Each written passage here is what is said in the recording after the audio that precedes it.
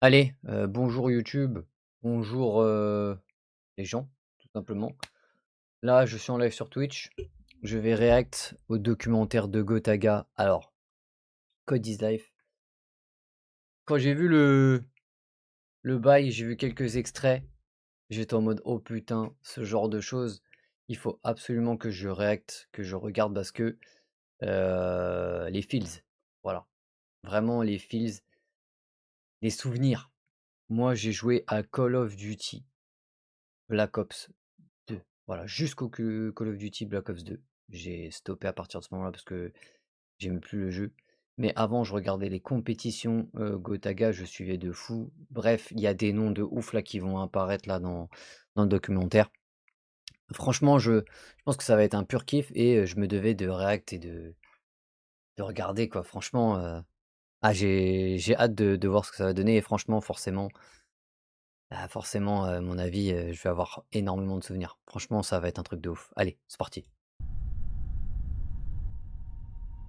Alors, je vais baisser le son un peu. Mais là, vraiment, c'est pure nostalgie ce react, hein.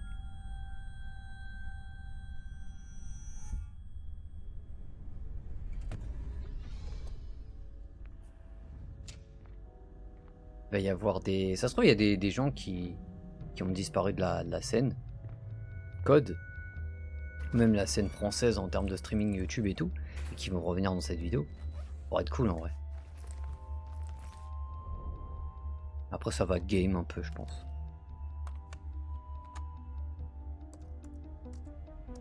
Petit sponsor.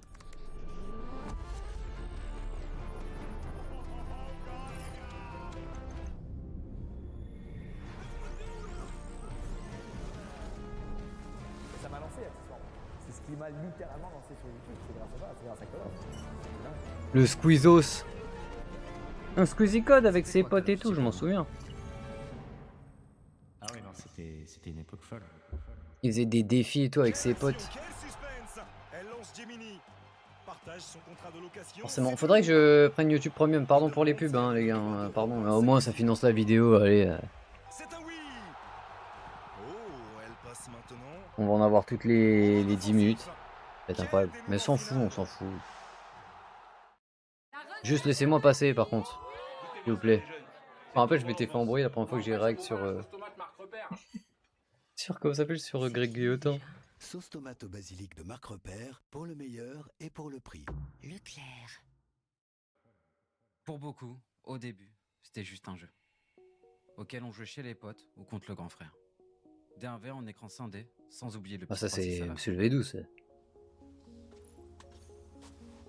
Wartech, wesh. Pour mon anniversaire, mes potes m'ont acheté la Xbox 360 avec Call of Duty 2 à l'époque. Et pour moi, c'était la vraie grosse expérience console et tout. Au début, quand j'ai commencé à jouer, t'avais pas de multijoueur, ça n'existait pas encore. Donc j'avais fait la campagne et tout. J'allais chez un pote qui habitait à 5 minutes et on faisait du mode zombie toute l'après-midi. On allait sur Noctown, on se faisait des 1v1, on prenait les snipers, on faisait des trucs, tu vois, c'était... Un beau jour, j'ai remarqué qu'il y avait un truc derrière l'Xbox, c'était un port Ethernet. Et donc là, à 12-13 ans, quand t'es dans une Zach famille où Nani, personne oh ne joue putain, aux l'époque vidéos de et Zach tu Nani, comprends ça tout Code. seul, ça ouvre des Pareil. possibilités. Donc on rentre le câble Ethernet et là, j'arrive dans une partie multi. Et j'entends des gens. J'entends le micro, j'entends les gens qui parlent, etc. Et moi, j'ai 13 piges.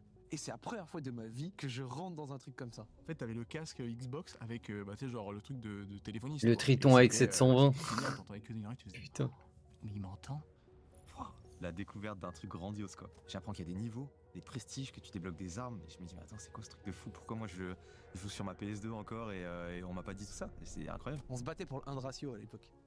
On Oui. voulait avoir 1 de ratio. Parce qu'en fait, dans ta liste d'amis, tu voyais le ratio des autres, etc. Si t'avais pas 1, t'étais nul, tu vois. J'étais au collège et c'était le jeu le plus joué par tout le monde, quoi. Tout le monde s'envoyait du code et je sais pas, je connaissais pas ce jeu et j'étais en mode mais il me le faut, je veux jouer avec mes amis de classe, quoi. Et il y avait MW2 qui venait de sortir et moi j'avais acheté World at War.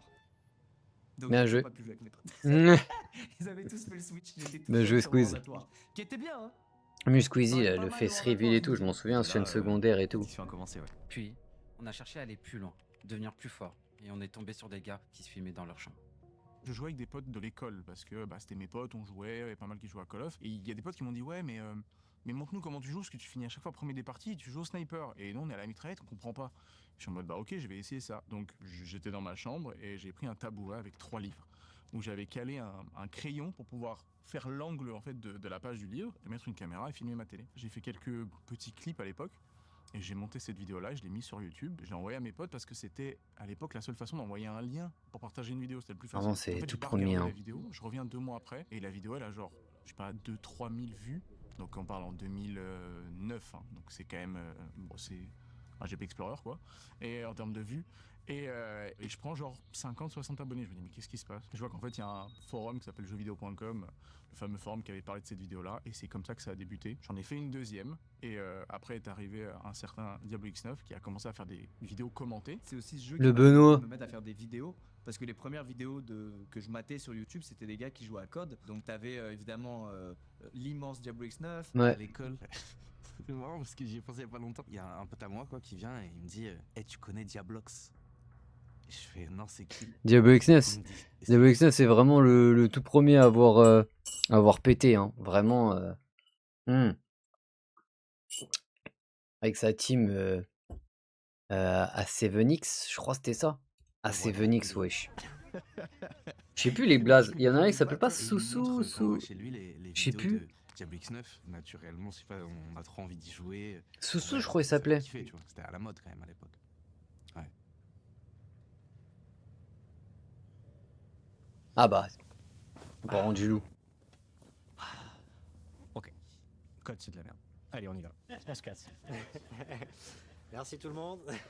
Je pense que. C'est lui qui a eu les ça premières vient OP et de tout mon sur père en Code et tout. Il avait particulier, qui a fait. beaucoup de radio, télévision. Il avait beaucoup de matos. Il avait. Comment ça L'idée s'appelle même le. de créer quelque chose, juste de Une poser interview avec devant Karim quelque Benzema, chose je et m'en souviens. d'enregistrer, de base, j'aimais bien. Je crois que l'idée première était d'imiter les gaming live de jeuxvideo.com. Bonjour à tous et bonjour à toutes, c'est Monsieur Pixel Je Pirate. trouvais ça génial, le concept même de juste pouvoir voir un jeu, avoir un aperçu d'un jeu sans avoir besoin de l'acheter avant. Il y a un mélange qui s'est fait un peu automatiquement dans ma tête et où je me suis dit, putain, j'aime bien les jeux vidéo, j'aime bien cet aspect un peu pro où tu commentes le jeu et tout.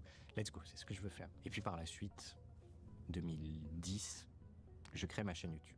Et c'est là que tout s'accélère un petit peu. Les vieux de la vieille. Au début, je postais simplement des gameplays. Au Même Karim. pas commenter, rien du tout. Juste, je posais mes gameplays. Parce qu'en fait, YouTube me servait de support pour après les mettre sur le forum. Donc en vrai, j'ai pas vraiment eu l'ambition de me dire je vais me lancer sur YouTube. C'est YouTube me servait de lecteur externe au forum. Et pour la petite info, il y avait aussi Zach Nani sur le même forum. On avait déjà commencé à échanger. À l'époque, lui, il faisait ses premières vidéos. Ses toutes premières vidéos. Parce qu'il avait ce qui était rare, un HDPVR. Ouais, ça c'était C'est-à-dire le quelque chose qui était HDPVR. Oh putain. Le HDPVR, c'est le truc des anciens, ça. C'était pour enregistrer tes vidéos et tout. Il y avait Doudou, il en avait acheté un. Ça coûtait 120 balles, je crois. Ça coûtait trop cher à l'époque. Mais c'était une dinguerie. Si tu voulais de la qualité, c'était ça qu'il fallait avoir. HD. C'était le début de la vibe du partage, de YouTube, des gameplays. En fait, le fait d'avoir eu des interactions et voir que ça C'est plaisait vraiment les aux gens, je me suis dit, premières ok, j'en ai personnes fait que une, j'ai on va en regardé faire deux, Diablo et puis X9 après, et tout ça ça. s'est hein. jamais arrêté, puis il y en a eu plus de 1000, Wartake, mais ouais, Gotha. c'était cool, quoi. Et du coup, d'en avoir fait deux, ça a vraiment été pour moi probablement un des meilleurs Call of auxquels j'ai joué à cette époque en tout cas. Enfin, ça coïncide un petit peu avec la période où je produisais le plus. Le jeu était à cette époque et avec les connaissances et la vie que j'avais à ce moment-là exceptionnel. On s'amusait trop bien. J'avais une bonne bande de potes avec qui je jouais Oui. aussi régulièrement. Je pense que c'est aussi ça qui joue beaucoup et accessoirement dans le fait que le contenu marchait aussi bien, c'est que les gens prenaient du plaisir à regarder quelqu'un qui s'amuse. Est-ce qu'ils vont me avec montrer d'autres gens. Last kill, guys. Ah ouais, putain, bah voilà, c'est eux.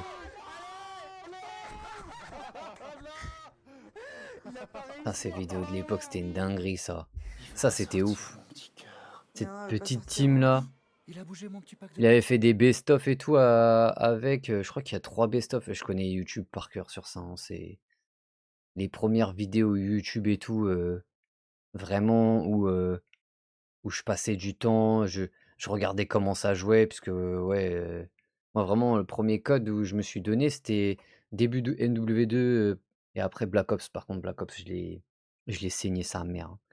On avait campé avec un pote sur Paris pendant une journée pour l'avoir un peu en avance. Et wow, c'était. Tain, on avait campé tout l'après-midi, wesh. On était arrivé le matin, on est reparti le soir avec le jeu, c'était incroyable. location et j'étais aussi animateur en centre de loisirs. J'avais cette aisance à expliquer de manière simple les choses. Bonjour à tous, c'est Monsieur le V12. Aujourd'hui, on va apprendre à contourner la map avec un space 12 silencieux. Contourner des campeurs ou plusieurs joueurs. Lorsque vous tombez sur un campeur qui est en train de vous tirer dessus, essayez dans la mesure du possible de le contourner. Et c'est cette vidéo-là qui a cartonné. C'est Bismod qui m'a fait la toute première. Bismod le GOAT. Je pense que Diablo X9 m'a connu via la vidéo de Bismod parce qu'à l'époque ils étaient très proches. T'avais Bismod Wartech, 3. Monsieur le V12 où ça c'était les mecs forts. Et ensuite t'avais les mecs drôles où c'était plutôt Bismod 3 le GOAT. et Code Jordan. Oh là là, Bismod 3. Oh là là, Bismod 3 putain. Le Canadien. Je m'en souviens aussi, il faisait des lives dev sur League of Legends et tout. Mais putain, Bismod 3 c'était incroyable. À tous, c'est Jordan. Code Jordan, wesh.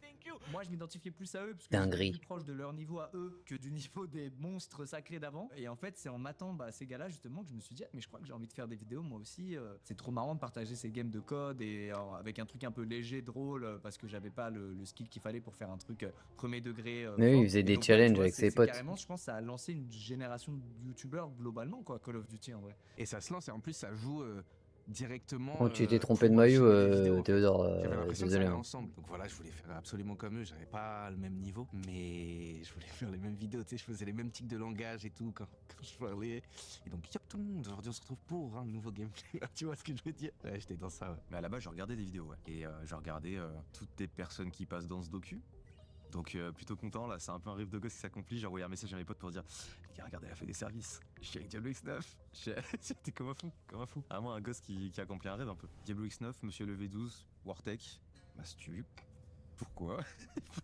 Que fait-il là? Quand on a commencé un petit peu à évoluer entre Bismod, DX9 et moi, on a été contactés tous les trois par une personne qui gérait justement un network et il nous a proposé d'être rémunéré pour faire des vidéos. Ça, Je c'était sais une pas comment dinguerie, ils ont ça. réagi les autres, mais moi je me dis mais c'est une douille, c'est pas possible. Surtout qu'à Il y a pas l'époque, mal de ces ça choses dont devait j'avais bien pas idée payer qu'elles sa mère. Hein. existaient jusqu'à ce que je commence à baigner dans ce monde. Et du coup, quand j'ai tel éditeur qui commence à me contacter pour m'envoyer des jeux, et puis que 1 ou 2 ans après, ce même éditeur me dit ah bah en fait, tout frais payé, on va t'envoyer à Los Angeles. Ouais, et puis tu le vas nous 3. parler de l'E3 et genre de trucs. Évidemment, c'est un rêve, quoi. C'est un rêve qui se réalise, mais c'est pas que j'y ai déjà pensé en fait. C'est arrivé avec tout le reste, mais à aucun moment pendant tout ce processus de création, etc., je me disais, ah purée, vivement qu'un jour, tel éditeur m'invite. Malgré moi, j'étais un des premiers à le vivre, donc forcément, je pouvais pas me dire, oh, j'aimerais bien faire comme Ti, comme ça. À l'époque, je travaillais, je préparais le concours de prof de PS et j'étais assistant d'éducation.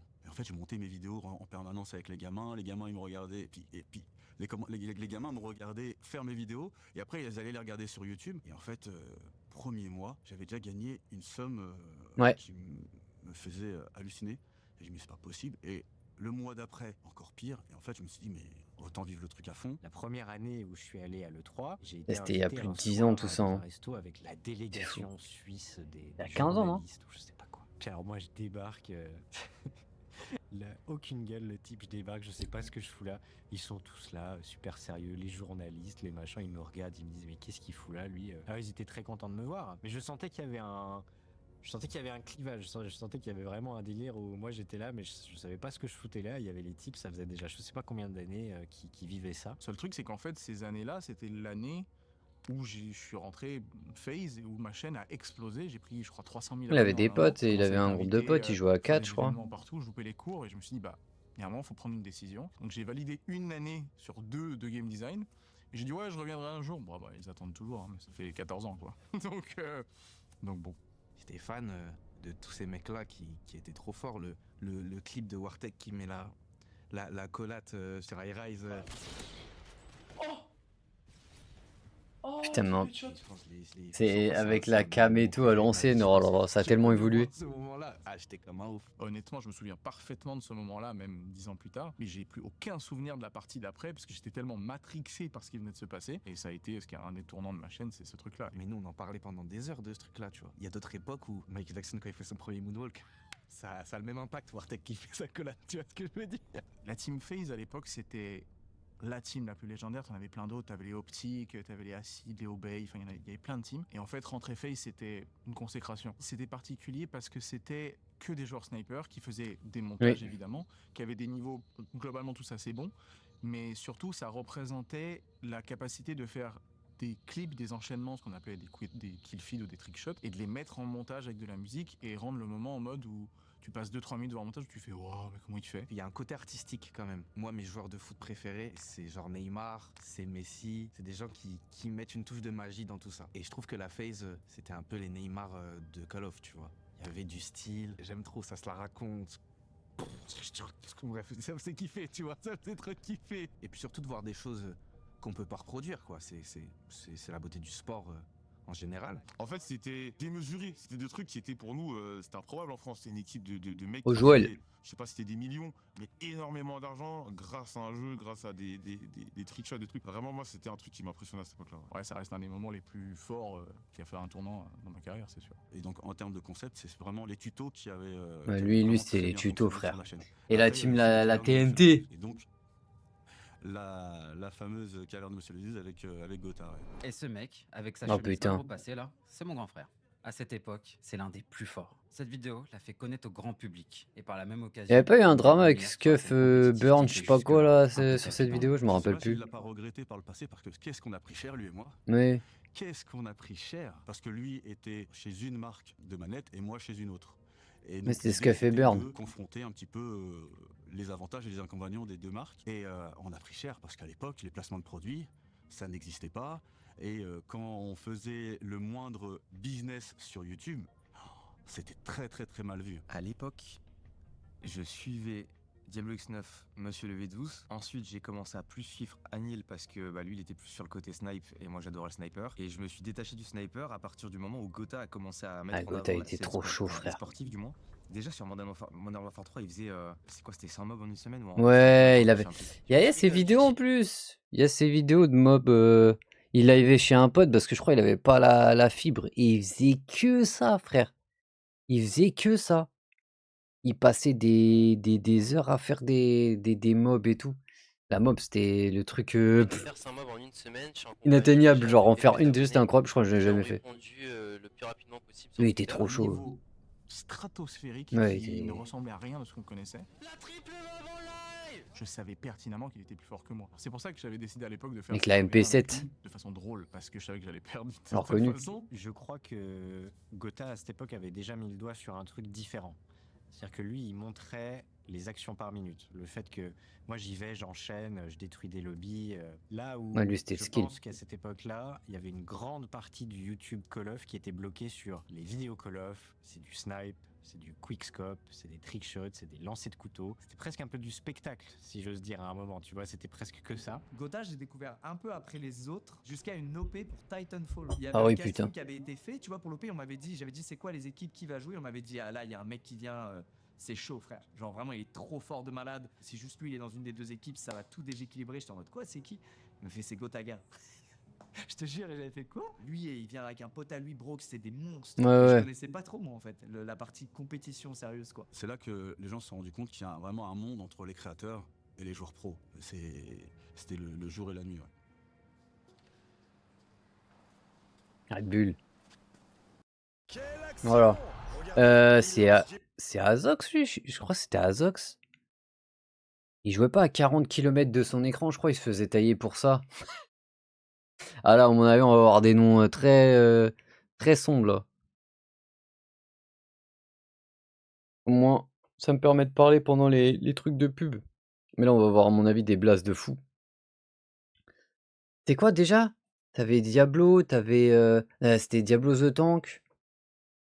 Je sais plus, Gotha, Risking Broke. C'était ça la team, je crois, je sais plus. C'est quand il était chez Millennium. Je me rappelle quand il était chez Millennium. C'était trop chaud, frère. Je cherchais des mecs forts. Et des mecs forts, il y avait que lui. Grand respect. Hein. Grand respect à tous les autres youtubeurs, mais on était jeunes, on était doués, on était gifted.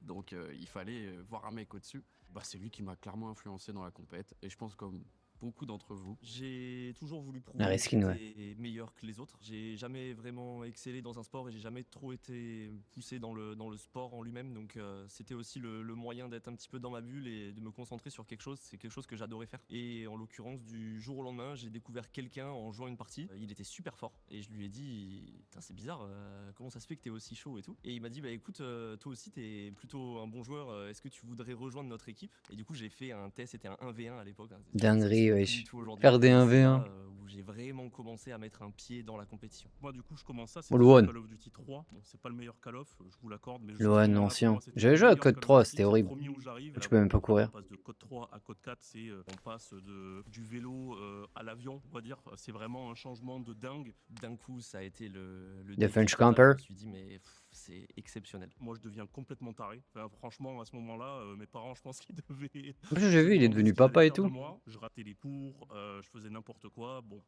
heureusement que j'en suis un petit peu là aujourd'hui, sinon ça aurait été très compliqué. Mais Des petits sites pour les OG, LNP, Live and Play. Et à l'époque, un truc qui était génial, c'était la chatbox. Pour ceux qui se rappellent, on arrivait sur le site des Certo et on tapait juste, il y a des mecs qui mettaient ouais, GoMix, machin, machin, on mettait notre gamer tag et c'était parti. Et j'ai commencé, je sais même pas si ça existe encore, Je mais connais en même mode pas sport lui. par équipe. On jouait en 6 contre 6, 5, vraiment c'était rien à voir. Hein. donc évidemment, c'est pas la chose la plus compétitive, mais à cette époque-là, bon, on n'en savait rien. Il faut savoir qu'à l'époque, en 2009, en recherche et instruction, ça transpirait déjà. Hein. Il y avait une équipe française des UIPF, Unité d'intervention des prédateurs français. Le nom est Wesh. fou, hein. C'est qui a été Une de des fou. équipes pionnières de la compétition sur LNP. Et donc, du coup, bah, nous, on a commencé à faire de la compétition un peu comme ça. C'est World at War qui sort après. Pareil, là, moi, du coup, on fait très potes avec Gotha, on joue énormément ensemble. Il n'y a pas beaucoup de Français qui vont sur World at War. C'est un jeu qui est un peu boudé par la communauté. Gotha et moi, en vrai, sur Code 5, on est, je pense, les deux meilleurs Français. Putain, à à jouer. Il y avait l'ancienne. d'autres joueurs qui étaient là aussi, un petit peu nos rivaux à cette époque-là, et le rival de Gotha à cette époque-là, qui était déjà I Love Barbie. Et on fait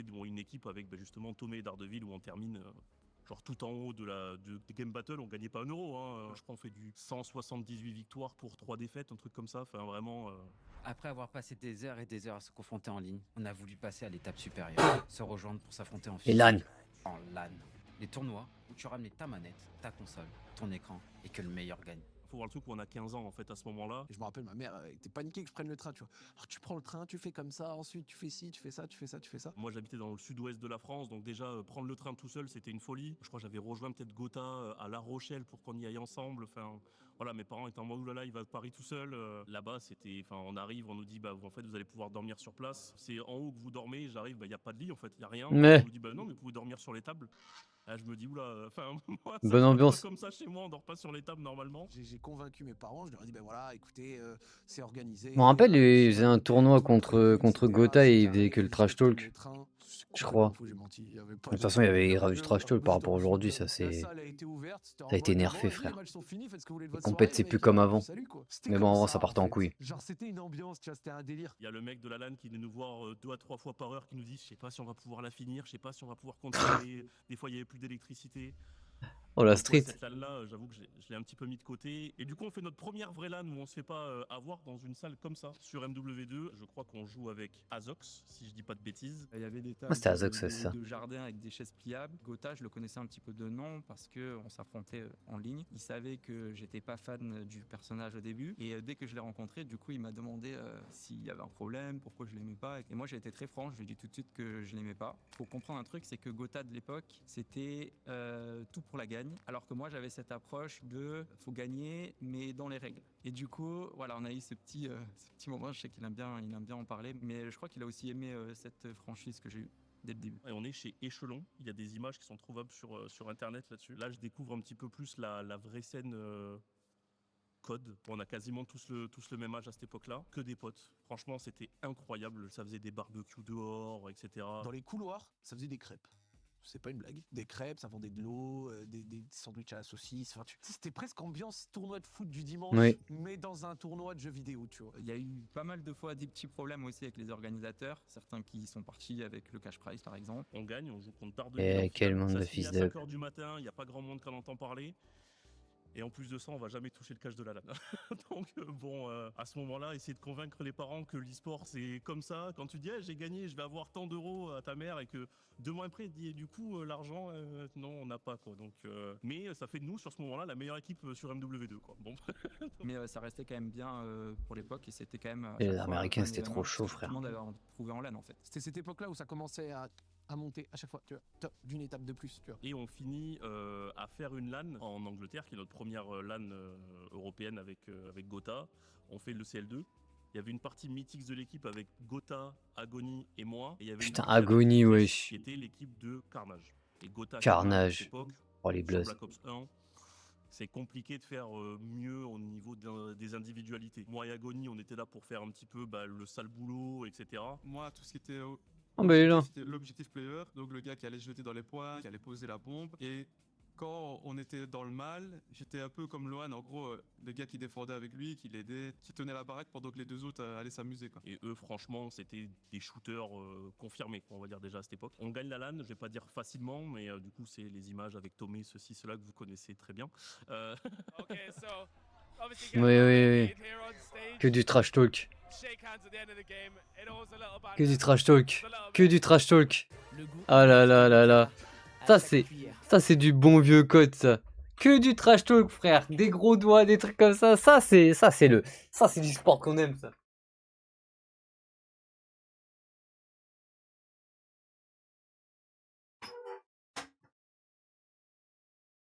Un peu de l'e-sport un peu agressif. Voilà, on est sur de l'e-sport là. Ça tu vois pas ça aujourd'hui. C'était vraiment le zoo. Hein. Ah c'était bien marrant. Époque-là, on gagne la LAN, je reviens à la maison, je suis pas encore chez moi, Gotham met un message, il me dit je crois que les autres ils sont en train de manigancer un truc bizarre dans le bus, ils rentrent avec Maxi, je crois qu'ils veulent prendre Maxi à ta place. Là moi je dis les gars vous êtes des cinglés, on vient de gagner la plus grosse LAN, et Gotham il me dit non mais t'as complètement raison, s'ils font n'importe quoi, moi je viens avec toi, on refait une équipe. Au final, c'est Agony qui dégage et on prend Maxi. À l'époque, ça arrivait tout le temps. Il suffisait qu'on rate un tournoi ou un match, ça parlait dans le dos vice-versa de chacun. 3 Ouais. semaines ou 2 mois plus tard, tu te remettais Gros avec, salope. quoi. Donc, c'était pas vraiment les structures comme maintenant, vraiment structurées, où il y a des contrats. Là, il y avait rien, c'était que de la parole et que de oui, je viens jouer avec toi ou non, je veux pas jouer avec toi. On commence à avoir, notamment sur Black Ops 1, des organisations qui commencent à faire des tournois où on peut se qualifier pour peut-être toucher un peu d'argent ou alors aller à un plus gros événement, ce qui était déjà énorme pour nous parce que ça veut dire un événement complètement payé. Et il y a une grosse compétition qui est annoncée, c'est les Worlds, on va dire les premiers Worlds de Call of Duty. En qualification sur Black Ops 1, Je crois qu'ils se sont fait détruire. à la sortie d'MW3. C'est-à-dire que on ne pourra pas Je du sais tout plus. s'entraîner sur le jeu, rien. Ça sera vraiment ceux qui s'habituent le plus vite gagneront le tournoi. Et c'est tout nouveau pour nous, parce que nous, à la base, les Américains, pour nous, ils jouaient en ranked et c'était un peu nul. Et en fait, on a eu un petit choc quand Non, on a les commencé Américains, à- c'était à chaud. les affronter, c'était à l'époque de BO1, où on a vu qu'ils étaient quand même forts. Et le niveau qu'il fallait avoir pour se qualifier à ces événements, du coup, il était assez élevé, parce qu'il n'y avait qu'une équipe qu'il faut y aller. Moi, je vais là-bas, je suis avec du coup un joueur avec qui je m'entends très bien à ce moment-là, avec qui on parle déjà quand même pas mal, c'est Zyler. On choisit d'y aller avec Maxi et Requin. Et Gotha, lui, avait été refusé de faire les qualifications, je crois, si je dis pas de bêtises encore une fois, à 1 mois de son anniversaire ou un truc comme ça. 3 jours 3 jours. C'est un petit peu pire. Et très très bon event, franchement. Première fois aux US aussi. Moi j'avais 18 ans à ce moment-là. Je dis à mes parents, je vais à l'autre bout du monde pour jouer pour COD. Bon, c'est une folie quoi. C'est une folie. Et ça commence aussi à se professionnaliser un petit peu parce que des événements comme ça amène des sponsors et ça fait parler quoi. En fait, l'évolution de Call of Duty dans ces années-là, je pense que Code 4 a quand même marqué le coup, mais MW2 a été un tournant parce que c'est un jeu qui était parfaitement équilibré. Alors, il y a eu évidemment des fois Pas qui étaient un trop. peu abusés, mais Oui. Voilà. Le lance-patate, on... Je sais pas ce qui m'est passé par la tête. Je On sais aime pas bien. si c'était juste les points négatifs du jeu qui ressortaient, mais c'était plus moi qui commençais à, comme n'importe quel jeu sur lequel tu passes C'était les 500 plombs. heures en l'espace de 3 mois. Il y a un moment, il y a des trucs qui te saoulent. Bon, je mets des clips de côté et puis j'en ai fait quelque chose de marrant. Mais d'ailleurs, je tiens à faire une mini dédicace à un mec qui avait imprimé un t-shirt avec écrit tout le monologue du début. Voilà, parce qu'on avait marre des campeurs, je sais plus quoi là. Tu manques Ah oui, d'originalité, putain, oh cette vidéo. P45 silencieux, des déconnexions intempestives de l'autre. Eh bien, rassurez-vous, vous n'êtes pas seul. C'était Je me souviens de ça. une des périodes de ma vie où j'étais le plus créatif et je m'en rendais même pas compte. Et c'est que beaucoup plus tard que tu te dis ah ouais mais en fait J'ai fait des jours, des nuits sans même m'arrêter, sans réfléchir et tout. Et dans l'instant, t'es pris dedans, t'es pris dans le tunnel, tu prends du plaisir. Modern Warfare 2, c'était une sacrée période. Et surtout, on était dans une phase de nos vies où la seule inquiétude, c'était de savoir quand est-ce que tu allais rentrer de l'école pour pouvoir jouer avant de bouffer avec tes parents, quoi. Je pense que c'est un jeu qui apportait une satisfaction qui était simple, efficace, et tu kiffais ta life, et c'était trop bien. Il y avait une grosse annonce pour MW3, puis c'était sur un immeuble ou un truc, ça c'était marquant. Et ouais, c'est la première fois qu'on attend, enfin en tout cas moi, que j'attends la date de sortie d'un jeu. Carrément, j'avais acheté le t-shirt MW3. Mon frère, il mettait à ma place, et il est venu au collège avec le t-shirt MW3, faut voir la dégaine. C'est terrible quand même. Call of avait, à mon avis, à ce moment-là, le meilleur combo pour faire en sorte qu'un jeu explose, et ils ont réussi. Tout le monde avait envie de jouer 10 heures, 15 heures par jour. Bah oui, Et puis un jour, Code, c'était on une est le dinguerie. mardi 12 novembre 2012, Justin Bieber est à son prime, Ibra vient de signer à Paris, et nous, on s'apprête à rentrer dans une autre dimension. L'évolution à partir de Black Ops 2, Ouais. elle est assez, pas rapide, mais du moins importante. Parce que moi, je me souviens, et ça, c'est une anecdote assez folle, nous, on avait été invités à l'époque avec. Black Ops 2, c'était une Code dinguerie, hein. QG, Mais malheureusement, c'est tester mon dernier code. faire Black Ops 2 aux États-Unis. On était 8 créateurs invités worldwide. Bâton Et électrique, quand toutes t'es les 8 conneries, créateurs frère. à jouer un des jeux les plus joués de la planète à ce moment-là, quand tu postes une vidéo, en 24 heures, on faisait 500, 600 000 vues, à tel point que les mecs qui n'étaient pas invités nous demandaient de reprendre les gameplays pour pouvoir les utiliser. Et là, on se dit, ouais, ok, là, c'est huge comme truc. Cette exclusivité qu'on a eue là a permis pour nous de grandir, de prendre des abonnés, de se faire connaître, et en même temps a permis à Call of Duty, pour la première fois, de mettre en avant-première le jeu à des créateurs spécifiques. Black Ops 2, c'était un truc de fou à l'époque. Moi, je me rappelle, ça rentrait de primaire, ça prenait la manette. Ça rentrait de direct, primaire, high putain, jacket. Inox. Je me rappelle, sinon j'achetais les DLC. Il y avait un 4 Inox, rentrée de primaire, mon gars. Ah, mais tu me voyais plus du week-end, hein. BO2, j'étais en première. C'était un magasin qui s'appelle Cora à l'époque. Je prends le dernier jeu Black Ops 2 et il y avait mon prof d'SVT qui jouait lui aussi à Black Ops 2. Je lui ai pris le dernier jeu sous les yeux. Voilà, c'est la petite anecdote, mais BO2, ça a été mon prime. Ça a été, j'étais monstrueux sur BO2 en toute modestie. C'est le moment où j'ai envie d'instaurer le fait que Mais moi, je suis j'avais pas fait de la juste un gars compète qui est et tout venu un peu. pour parler de code, mais je veux aussi prouver que j'étais quelqu'un de très chaud. Ouais, je pense que c'est l'âge d'or de code où les mecs comme Wartech, Gotha et Diablo X9, ils explosent aussi et que ça devient mainstream en fait. C'est le moment entre. Après que c'est parti en couille, après BO2. Déjà, BO2, il y avait des trucs. Bâton électrique Betty, là, je pétais les plombs. On a 1 million d'abonnés. À l'époque, on était récompensé sur scène par YouTube. Ils t'offraient l'énorme golden bouton que peu de monde ont vu. Et c'est là où tu te dis, bah, est-ce que je vais vraiment pouvoir vivre du jeu vidéo? Niveau popularité, à l'époque, on sentait que Call of Duty, c'était vraiment la licence numéro 1, celle qui grouillait de partout. Genre, vraiment, il fallait être là pour le voir. Genre, les images où Bah il y oui. avait des incidents à la Paris Games Week. Et les portes ensuite ont été enfoncées, tout le monde est rentré par là, les gens sont passés par-dessus les grillages, les gens ont suivi et à l'intérieur après ils C'est la essayaient de street, forcer les frère. portes, les baies vitrées, ils essayaient de tout forcer. J'étais venu en simple visiteur. En fait, on a carrément créé un gros bouchon. La personne qui gérait Activision France, elle est sortie, elle a dit non, c'est pas possible, faites-les rentrer. Parce qu'on avait une équipe, c'était la TNT à l'époque. Moi, j'arrive en mode, bah, je vais à la Paris Games Week. La quoi. TNT, c'était Voilà. quoi? C'était. T'avais Bull Beach et Code Jordan qui étaient dedans. Soso, Identifiant. Comment il s'appelle l'autre là aussi là? T'avais putain, Memphis aussi. Putain, v'là les blazes, On va frère, tester c'est et une tout. dinguerie. Et là, il y a 1, 2, 10. Il y avait 15 Electra mecs des sur fois, le panel, enfin 20, bref, 200. des noms de fous. Ok, il se passe un truc. Il y a des mecs de la sécu, ils me disent, mais t'es qui? Genre l'émission pourquoi est-ce que tout le monde te suit? Je suis en mode, bah, je sais pas, je fais Rien des à la choses et télé, tout. passer Et 2 j'ai heures une avec la photo qui est TNT, ça assez, regardait en marquante, balle. où en gros, je suis collé contre un mur avec 4 mecs de sécu autour de moi BMW et 200 3. mecs devant avec des téléphones comme ça. Et c'est le premier contact avec un public. C'est la première fois. Ça devenait incroyable de dire qu'il faut pas se leurrer, j'ai pas un talent particulier, je joue juste aux jeux vidéo. Et en fait, c'est ça qui rend complètement dingue, c'est que tu te dis, bah, tu te sens chanceux en fait. Tu te sens chanceux. Quand tu dis à ta mère, j'ai créé une émeute, elle fait, ok, bon là, il se passe un truc quoi. Et j'ai cette fameuse photo que je l'envoie 3-4 jours après. Elle me dit, ah ouais. Elle me dit, mais en même temps, t'as mis un t-shirt avec ton logo. Je dis, mais. Mais. Je peux pas savoir que les mecs avaient connaître le logo en plus. C'était je suis un mort. rêve, tu vois, cet événement-là où tous les gamers se rassemblaient. J'avais l'impression de faire partie de ce groupe-là à l'époque. Ça me rappelle la vidéo du gars qui m'avait reconnu. Je suis Ouais. encore, Oh putain, c'est Diablo X9. Moi, sur l'instant, j'étais mort de rire. Enfin, c'était un mélange d'étonnement et j'avoue que j'étais mort de rire. Mais c'est terrible, ce pauvre gars va jamais s'en sortir. Il va avoir 40 balais, on continuera à en parler. Je crois qu'il appelle De sa fou. mère même et tout, c'est incroyable. Non mais incroyable, vraiment. Entre MW3 et BO2, C'est fou. ça a été une communauté qui s'est peut-être multipliée par 4 ou 5. C'était incroyable. On a Red Code, c'est un des tout premiers jeux qui a fait péter. C'est encore des maps qui sont iconiques aujourd'hui, qui ressortent en remaster. Qui a fait et dont péter tout le monde les parle gens aujourd'hui. sur YouTube, Pour moi, hein. c'est vraiment l'âge d'or, c'est cette époque-là. MW3, Même, BO2, même c'est le jeu vidéo, j'ai l'impression. tout le monde jouait à Les COD, tout le monde youtubeurs, tout ça. connaît. T'avais plein de sous-compartiments, entre guillemets. T'avais Call of Duty, et donc dans Call of Duty, t'avais... LOL, c'était pas assez répandu, t'avais. T'avais la Non, compétition, Code, c'était une Gotaga et dinguerie. compagnie, t'avais le zombie, t'avais les sniping, les snipers tout court, qui ne font pas forcément de sniping. Et donc du coup, en fait, t'avais tout un lot de trucs, de sous-compartiments qui cohabitaient et qui, pour la première fois, via BO2, avaient des connexions les uns les autres. En 24 heures, il bat le record de son prédécesseur avec 500 millions de dollars de recettes, ce qui en fait le meilleur lancement de tous les temps à l'époque. Et moi j'aimais trop le mode zombie. Je voulais juste rentrer et faire un max de manches sur Transit. J'ai toujours kiffé les films d'horreur, tout mon daron. J'avais 11 ans, quand il était pas là le soir, il disait tiens regarde ça. J'ai regardé tous les Resident Evil, tous. Donc quand le mode zombie il est sorti, moi j'étais en pétard, tu vois. Malgré le fait que le multijoueur c'est ce que j'ai le plus fait, le zombie c'est ce que je pourrais encore relancer sans problème aujourd'hui. Tu suis une histoire et maintenant qu'on a toutes les maps qui sont sorties, si tu fais du début à la fin, bah tu comprends tout l'histoire avec Richthofen, avec sa fille, avec tout ça. Ouais, c'était un des trucs les plus complets en parallèle à Call of Duty qui peut exister et qui reste un plus iconique aujourd'hui, je pense. Le monde de YouTube arrivait, Gotha se faisait connaître énormément à ce moment-là. Mais je pense que Gotha, c'est un malade mental.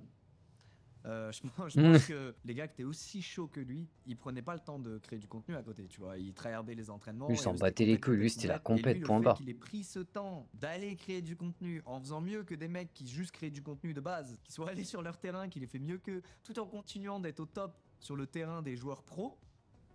Franchement, les gars, c'est chaud, hein. Il est très très chaud, tu vois. Il y en avait pour tout le monde, campagne, zombies, multijoueur, avec des innovations et du contenu dans chacun de ces modes, dont une avancée notable pour le multi. Du coup, tout le monde a commencé à s'intéresser. Il y a eu la Ligue, ça par contre c'était très important. La Oui. Ligue qui est arrivée sur Black Ops 2. Ouais. Ce qui manquait à Call of Duty, Et même plus, j'étais classé, ok, quoi. maintenant on va montrer qu'ils sont les meilleurs.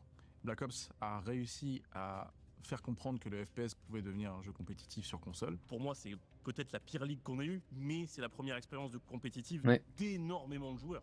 S'il vous plaît, Call of Duty, remettez une ligue comme celle de BO2. Qu'est-ce que c'était bien. J'étais très sensible. à Ouais, la c'était compétition de les base, je ranked regardais beaucoup ce qui se les faisait, premières tout ça. ranked, quoi. Mais c'est vraiment Black Ops 2 où moi-même je me suis dit, ah bah en fait, vu que maintenant il y a un mode compétitif, c'est trop cool, puis il y a un classement, donc c'est hyper addictif. Et j'ai commencé à mettre un pied doucement dedans, puis je me suis hissé très modestement au rang de Master Top 1, quoi, à plusieurs reprises. Oh, le chaud. Mais il est chaud. Je sais plus, moi j'étais quoi, mais j'avais pas fait beaucoup parce que, vas-y, frère, c'était toxique un peu. Moi, j'ai jamais été un grand compétiteur, moi, je vais pas mentir. Je suis là pour le fun, moi, je suis là pour le plaisir, putain. Là, si vous voulez, je vous passe des clips. J'ai des clips de zinzin. C'était en classé, j'ai des clips de fou furieux. La compétition rejoint un petit peu le monde de YouTube. Tout le monde est là, tout le monde commence Normal, à elle tout était connaître. pétée, en Il y avait plus. de plus en plus d'équipes qui s'investissaient dans le jeu et qui pouvaient potentiellement commencer à discuter sur des salaires, des petits salaires, mais au moins c'est des salaires. Il y avait vraiment une C'est quoi ce distinction maillot entre les joueurs qui étaient top FR et le reste. Pour tout ce qui est Gotaga, Broken, Les GOAT. One, Diablo, il y avait vraiment ce côté presque inatteignable. C'était très compliqué d'être à leur niveau. Ça va s'enchaîner un petit peu quand Gotha va décider de rejouer avec des Français. Alors, on va faire Millennium ensemble, ouais. C'est là que ça change. Rentrer chez Putain, c'est Millennium. savoir Avec le l'opportunité truc d'avoir contrat Millennium signé et tout, oui, je m'en à souviens de cette Marseille. vidéo. C'est un gros plus pour nous, sachant que Millennium, c'est la seule structure en France. Ça fout quoi, là, qui a c'est une pour les licence anciens, cette forcément vidéo. sur console, on n'a jamais vu ça encore.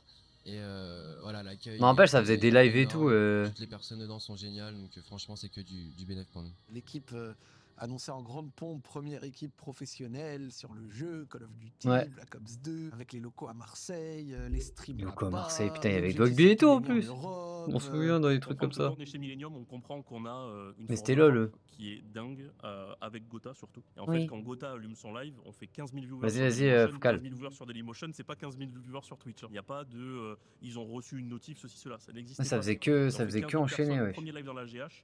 Là, les mecs, ils commencent à se lever, à dire oula, mais qu'est-ce qui se passe dans la salle à côté Il fait 15 000 viewers, le mec, etc. Et donc à cette époque-là, être avec Gotaga ou battre Gotaga, ça te permettait de gagner de la fame. En dehors des gens qui en ont profité en étant avec lui, je suis peut-être l'un de ceux qui en a profité en étant contre, Ouais. mais indirectement grâce à lui. Tu vois ce que je veux dire? Et voilà, donc du coup arrive la For Une Arena 2. C'était la première de Millennium Gotaga, Millennium Carnage, Millennium Lohan, Millennium Agony. On passe les tours les uns après les autres, et là on arrive en demi-finale. Je me rappelle face à Millennium. Je vais pas dans une école, je sais Favori. plus, Et, je le passe pas HP, dans une école, mais se dans passe une ce qui salle se passe. sombre. Tu vas avoir un duel là à gauche.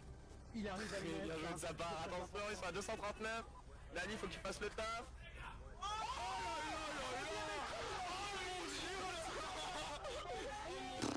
Le lancement de carrière presque, tu vois, genre c'est le lancement de carrière. Je m'en rappellerai toute ma vie, je l'ai encore en tête, tu vois, genre comme si je pouvais revivre le moment, tu vois. Et cette action donne une dynamique qui choque la salle, tu vois, et qui après derrière enchaîne sur la SND, et là Millennium en loser bracket, quoi.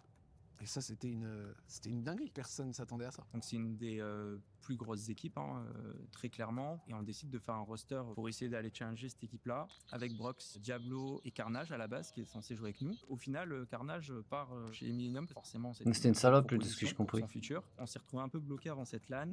T'as un peu, ouais, parlait un peu sur, bref. Et Neo, à C'est pas un l'époque, gars avec sur lui. Burn, Epsilon, Epsiburn, et l'envie de all-in en ramenant Epsilon. Rambo, joueur Ouais, Rambo, francophone putain, le Canadien. qui avait accepté de venir à l'époque. Qui joue avec les Américains tout le temps, donc qui est très fort. Il À les ce fume, mais moment-là, après on sait que t'as... les Américains sont très Comment il forts. s'appelle là?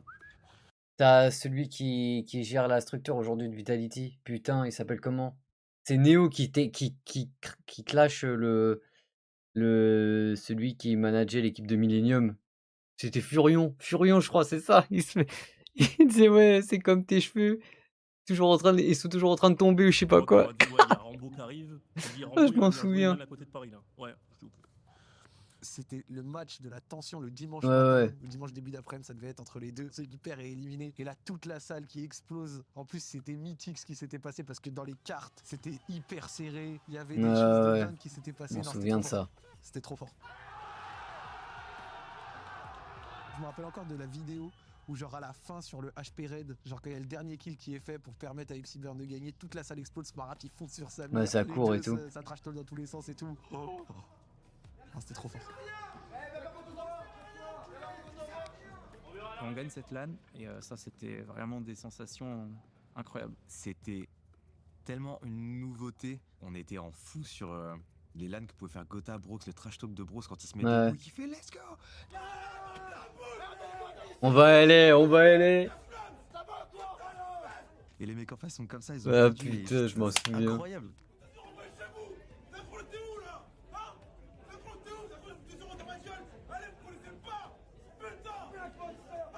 Le voir en direct, c'est vraiment un autre monde. J'étais juste derrière Gotha, il y avait Lohan en face, et là quand je parlais tout à l'heure de Trash Talk, c'était électrique. Ouais, ça faisait que... Virez-moi encore, revire-moi. Ah, cette phrase, revire-moi encore. Bande de putain. Comme un méchant. Et la vérité, c'est que même en face à face, il n'y a jamais eu vraiment d'insultes méchantes. Il y a des mecs qui ont déjà insulté méchamment, mais les mecs qu'on connaissait depuis Code 4, quand on s'est insulté, à la fin, on va serrer la main, bien joué. Sur les images de Cologne, on peut me voir, je prends Gotha dans mes bras, je dis qu'ils méritent, ils ont bien joué. Voilà, même si juste avant, quand je gagne la map 1, il faut que j'essaye de les mettre au fond. Et les gens vont dire, ah, t'as crié, mais t'as perdu. Oui, mais c'est sûr que si tu cries qu'à la fin, c'est facile. Voilà, ça... C'était exceptionnel. Moi, ça m'a insufflé un truc de purée, ils font de leur vie un truc tellement stylé et tellement cool. Alors que jusqu'à maintenant, on nous avait rabâché tu feras rien de ta vie avec les jeux vidéo. Et là, ils ouvrent une branche qui est en fait si nouvelle, si fraîche et tout. C'est trop stylé. En plus, il y avait déjà des mecs comme Brooks, grand noir, musclé, beau gosse, s'habille bien, joue aux jeux vidéo. T'es en mode, gars est parfait. Il trash talk des mecs qui sont à moins de 2 mètres de lui. T'es en mode, mais c'est incroyable. Et Gotha, à l'inverse, trop fort sur les jeux vidéo. Ouais, mais juste il force parlait tranquille, pas, lui. Trash talk à peine, de temps en temps il a Il juste une jouait. petite phrase, mais globalement c'est détruit les adversaires et Brooks trash talk pour lui. C'est juste incroyable, c'était parfait. Moi j'adore, franchement ils ont été une source d'inspiration de fou. Mais c'était une bonne époque. Ouais. Jordi, gros joueur. Mais il n'y a pas eu de lumière, quoi. Voilà, si je me revois à Reflex GT, on allait jouer la finale contre Tomé. Moi je vais dehors, stressé un peu. Je rentre dedans, je le vois dans l'espace fumoir, vodka Red Bull, énorme. Je dis quoi? Je me dis c'est Elle pas s'en battait possible. les couilles. Je dis Jordi, tu fais quoi? Il me dit bah je me prépare. Ok. Je dis mais il me dit t'inquiète, je vais les enculer. Il les a enculés. Je dis ok. C'était irréel quoi, irréel. Bon, il y a des mecs qui ont essayé de faire la même chose, ça s'est moins bien passé, mais À cette époque, il y avait eu du coup le passage Millennium qui avait laissé une grosse blessure. Je me rappelle parce que le passage Millennium s'était fini en flop au Call of Duty Championship. Oui. Avec l'équipe qui avait complètement implosé. Les égos, les Ouais, embrouilles, ouais, ça se fait que C'était se profondément clasher. décevant parce que tu avais vraiment un quatuor d'un niveau sur Ouais. le papier qui avait tout ce qu'il fallait pour être top 3 en Europe et qui constamment sous-performait, se faisait battre par des équipes. Jamais il devait perdre. Jamais. D'où Gotaga, Brox, Carnage, Diablo, ça perd contre Killerfish. Après cette désillusion, le duo Gotha et Brox change d'approche. Ils décident de reformer une équipe avec d'anciens teammates. Thomas, Azox, Agony, et il avait gardé Brox. Le tout sous un tout nouveau tag, pas encore présent sur la scène console. AAA. Et donc du coup c'était une équipe qui avait une vibe Putain, la triple beaucoup A. plus positive. Et après effectivement arrive Team Vitality. Je pense qu'à ce moment-là, Gotha il se dit Millennium, est-ce qu'il y en a vraiment besoin? Est-ce qu'on peut peut-être pas créer un truc à nous? Créer un truc qui nous ressemble plus? Bon, aujourd'hui, peut-être moins, mais. À cette période-là, Gotha il avait une grosse force parce que déjà compétitivement c'était un des meilleurs joueurs. Mais en plus de ça, il Et avait thunes. une visibilité et ça pour les équipes c'était super important. Quand on jouait avec Gotha, on était sûr de pouvoir faire que ça. Et ça c'était notre but à tous. Et à ce moment-là Vitality, oui, c'était stylé. On était curieux en mode oh Gotha il lance ça. Structure son équipe, sa structure qui va avec. Ok. On a l'annonce aussi de la Paris Games Week qui arrive avec le SWC, un tournoi qui est légendaire. Je me rappelle encore de. Ouais, avec des la jeux scène PC, et tout, quand notamment ça avec gueule. Counter-Strike, toute la scène Counter-Strike qui disait ouais, bon, Call of Duty pour le SWC. Vite fait, et au final, c'était. Bah la oui, scène la l'ambiance plus a été grosse de la c'était Paris une Games Week dinguerie, avec le wesh. SWC. J'ai jamais vu autant de monde regarder un tournoi. En tout cas, à cette époque-là, c'était fou quoi. Là il y a du public qui nous acclame, on doit se faire escorter juste pour aller aux toilettes. Enfin, c'était vraiment quelque chose de vraiment tout nouveau pour nous. On voit tout ce qui se passe, ça nous marque, mais il y a quand même le jeu, on a quand même une certaine pression. On va jouer sur scène, les gens ils s'attendent à ce qu'on fasse un bon résultat. Ces images que vous venez de voir, on les connaît tous. Pour vous, c'est sans doute le Ouais. prime de Vita. La réalité, c'est que le tournoi français pour être sacré champion de France se déroule à la perfection. Mais les ambitions sont ailleurs. Et quand vient l'heure de se confronter aux meilleures équipes du monde, on finit toujours par retomber sur ces vieux démons. Et surtout qu'il y avait une pression qui était énorme, il y avait beaucoup de C'est rivalité. comme d'hab, entre les équipes Américains françaises, c'était trop notamment. chaud. C'est C'est un un peu match, comme très important l'Europe et la pour Corée c'est sur un LoL. gros Ou... impact, en fait, Bah, sur c'est notre- trop mais les sur pieds notre sur terre équipe. quoi. Il a essayé de gagner avec les Français. Gotha, vraiment, Il a voulu il faut faire que Team saluer Foulé faire son lui. envie d'essayer de gagner avec des Français. Parce que Gotha, il avait le niveau pour aller avec les meilleurs Oui. Anglais sans aucun problème, et c'est ce qu'il a refait en 2015. Et quand Gotha en 2015 il retourne avec des Anglais, qu'est-ce qu'il fait? Eh ben il gagne. Parce que c'est ce que Gotha il sait faire. Du côté Millennium, la balle qui va peut-être être récupérée, peut-être score, mais C'est paradoxal quand même, parce que Gotha, c'est un mec qui est un peu renfermé quand tu le connais pas trop, peut même avoir un espèce des fois de cynisme, sarcasme qui peut refroidir, tu vois, quand tu le connais pas. Au-delà de la personnalité qui s'ouvre quand tu le connais, qui est chaleureux, c'est un mec drôle, c'est un mec gentil, etc. Vraiment, c'est une perle ce gars. Les actions parlent plus. Le tryhard, d'accord, mais pas au-dessus de la valeur ou en tout cas de la volonté de gagner avec des amis, tu vois. Les joueurs des Vitality sont donc champions de France. Putain, avec Domingo et Zank en commentaire, je me rappelle. Je me rappelle de tout, frère. Ça, je me rappelle, je regardais en direct dans ma chambre. On va y arriver. FX Uber, la saison finale. Dans mon ancienne maison et tout, putain. T'as regardé le lit, l'écran juste en face. Après avoir utilisé Kayak, vous aurez envie Et de... après, ça a lancé Call of, sa mère. Du coup, sur YouTube, quand je découvre tous ces mecs-là, c'est des exemples. Là, je suis un enfant, je suis ces personnes-là presque à la lettre dans leur manière de parler, les codes des vidéos, la petite intro, le gameplay. Et en fait, quand les vidéos vont évoluer, par exemple, le gaming va se mêler à d'autres choses. Moi, et je sais Putain, que d'autres Squeezie collègues avec ses montages avec aujourd'hui, Wartech. youtubeurs, on a suivi un petit peu, leur manière de faire. On était, on va dire, assez libre. On avait du temps. Et du coup, je pense que des moments, on a tendance peut-être un peu à idéaliser certains Call of Duty. Et je pense que c'était plus la vie qu'on menait à cette époque qui fait qu'on adorait ces Call of Duty. Ouais, je pense que cette période a Ah aussi oui, c'est beaucoup ça, bah oui, sensibilisé c'était les FIFA gens avec, au fait que tu peux avec jouer à Snaf, des c'était jeux une dinguerie. vidéo et ne Benzema. pas te sentir seul parce que tu sais, il y a vraiment cette image du gamer un peu seul devant son Et c'était un truc de écran. ouf, ça, Je par sais à contre. travers mon expérience qu'il y a des mecs que j'ai marqués parce que c'était des périodes de vie qui étaient compliquées et qui ça leur permettait de s'échapper de ces moments durs. Je suis très content d'avoir pu à un moment ou à un autre faire partie de leur vie et que 10, 12, 15 ans après ils s'en souviennent encore. Et j'ai toujours été fier de me dire que c'est un peu du donnant-donnant. Je me suis toujours adressé aux gens et j'ai toujours créé du contenu en me disant que c'était comme des potes à côté de moi sur le canapé, qu'on était en train de jouer à un truc. Et du coup, je le vois à travers les gens que j'ai attirés et quand les gens viennent me parler, etc., je le sens, c'est très bienveillant et je les en remercie. Je pense que ce qui fait que la période de 2010 à 2013 était la plus marquante, c'est parce que c'était simple. On allumait une caméra, on était dans notre chambre, on jouait, tout le monde pouvait s'identifier, et c'est ça qui fait qu'aujourd'hui, c'est une si belle période, je pense, selon moi.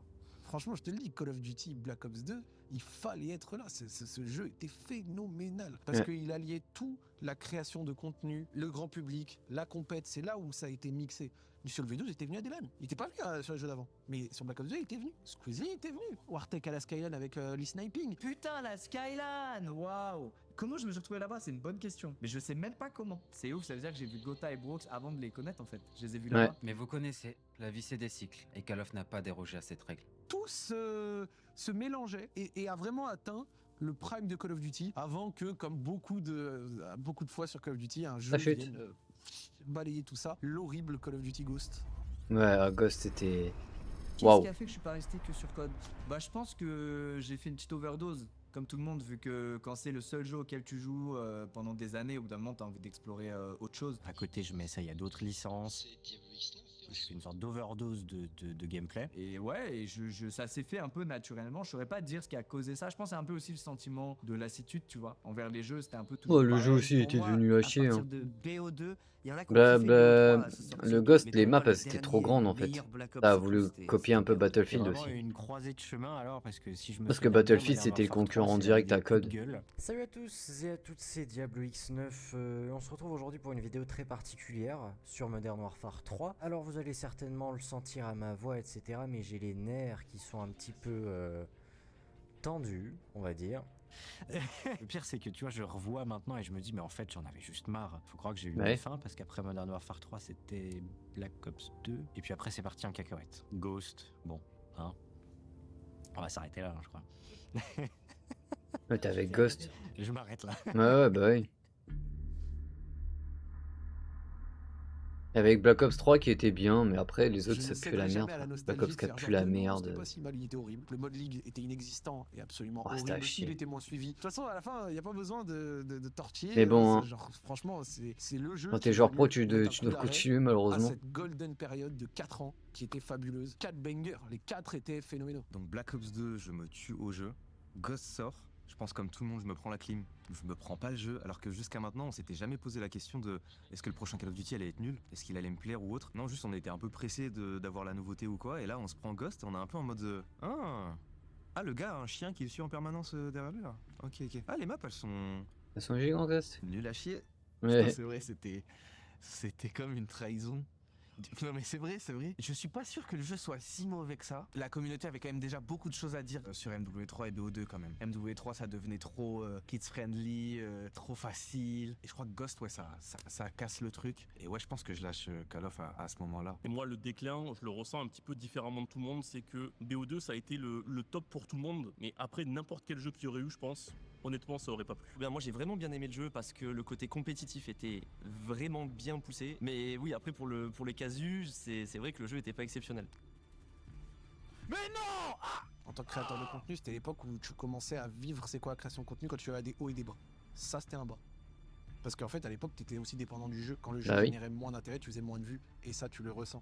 Et à cette époque là quand tu commences à en vivre, ça t'inquiète. Le fait que mes exemples commencent à se désintéresser du jeu, bah forcément moi je regarde moins de contenu et ça me donne moins envie de jouer, ouais c'est sûr. Et puis c'est le moment où Diablo X9 coupe tout, c'était un drame.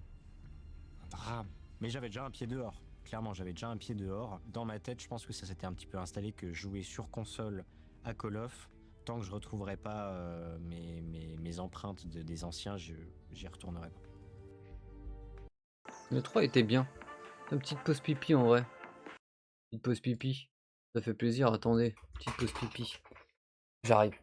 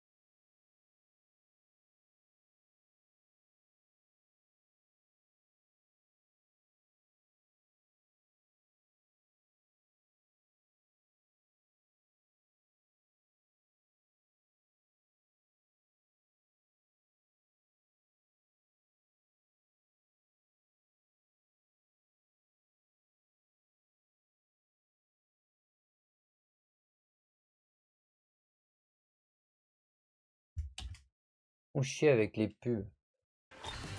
Les pubs. Hop. Tac. Ah là là là là là là. Ouais, de toute façon, à partir de Ghost, le jeu était dead, hein. Le jeu, il était dead de fou. C'était fini. Je sais même plus c'était quoi les jeux après. Il y avait Ghost, après ils ont sorti Black Ops 3. Black Ops 3 c'était cool. Après, je sais même plus c'était lequel. Il y a le BO3 qui est sorti, j'ai vu, on pouvait se dire, j'ai dit, ah non, mais c'est pas Call of Duty, ça peut Ouais, pas bah ouais. Et à l'époque où Gotha il me disait, mais arrête de jouer à COD, c'est bon, vas-y, viens jouer à Fortnite avec nous. Putain, ah non, mais c'est bon, fallait pas de votre jeu aussi là. Et puis au final, après le COD, c'était vraiment que le déclin depuis ce moment-là quoi.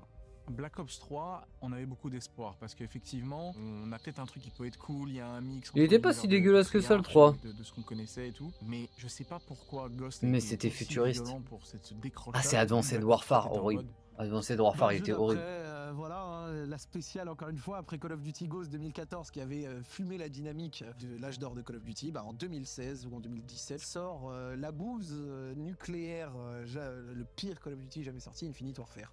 Voilà, Je c'est crois ça, que ouais, Call of Duty Infinite au monde Warfare, a revu horrible. l'histoire. Le trailer était sorti, il avait le teaser, il avait un record de pouces rouges.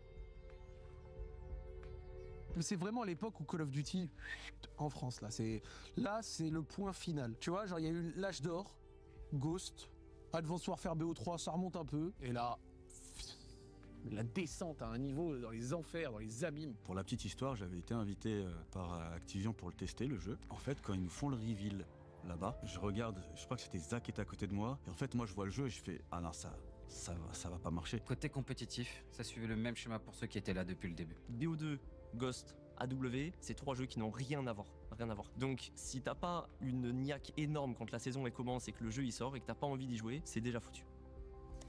Et après Infinite Warfare, quand j'ai vu le trailer, j'ai dit non. Tous les gens de la scène se disaient bon allez, en tant que cette année et l'année prochaine j'espère que le jeu sera mieux. Ouais. Et à chaque fois le jeu était moins bien Nul. que celui de l'année d'avant. Je pense que ça a eu un gros impact sur le côté compétitif forcément. En fait, c'est marquant et en même temps, ça me rend triste parce que ça fait quand même partie de mon quotidien. Hein, tous les jours, je continuais quand même à jouer de moins en moins. Le facteur, c'est que le jeu durait de moins en moins. Il y a aussi LOL qui avait pris de la place. Hein. Ça commençait vraiment Je à pense que les péter. créateurs qu'on a été, Diablo X9, Gotha, V12, tous ceux qui faisaient vivre le jeu, permettaient aussi aux gens de continuer à aimer la licence. Même si voilà, 10-12 ans après, on a encore envie que cette période existe, moi je donnerais tout pour faire une journée en 2011 en slip devant MW2. Malheureusement, on est intimement lié au jeu. Ce qui fait que tu perdures, c'est justement de t'adapter et de plus être soumis au jeu auquel tu joues. Parce que ce que Gotha a fait quand il fallait. Fortnite. Il a été sur HZ1, après Oui. Fortnite. Et c'est là où justement j'ai HZ1, il a recommencé à zéro, wesh.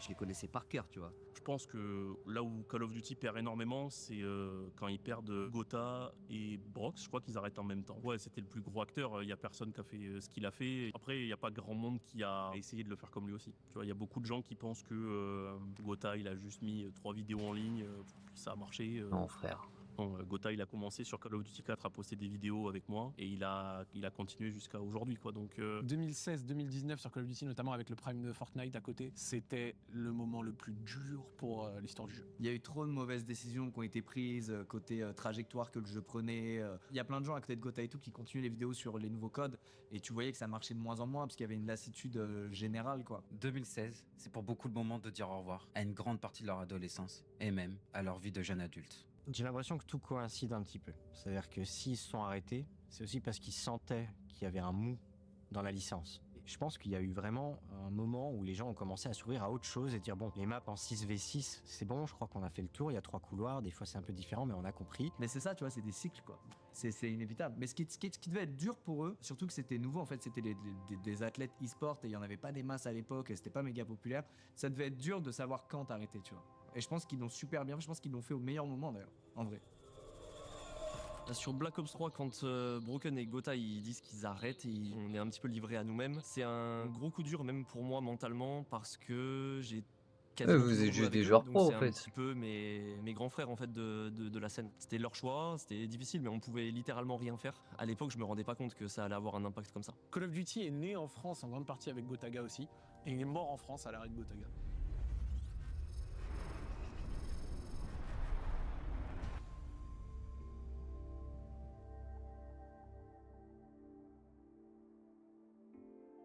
comment est-ce qu'on se sent juste avant de jouer les Millennium?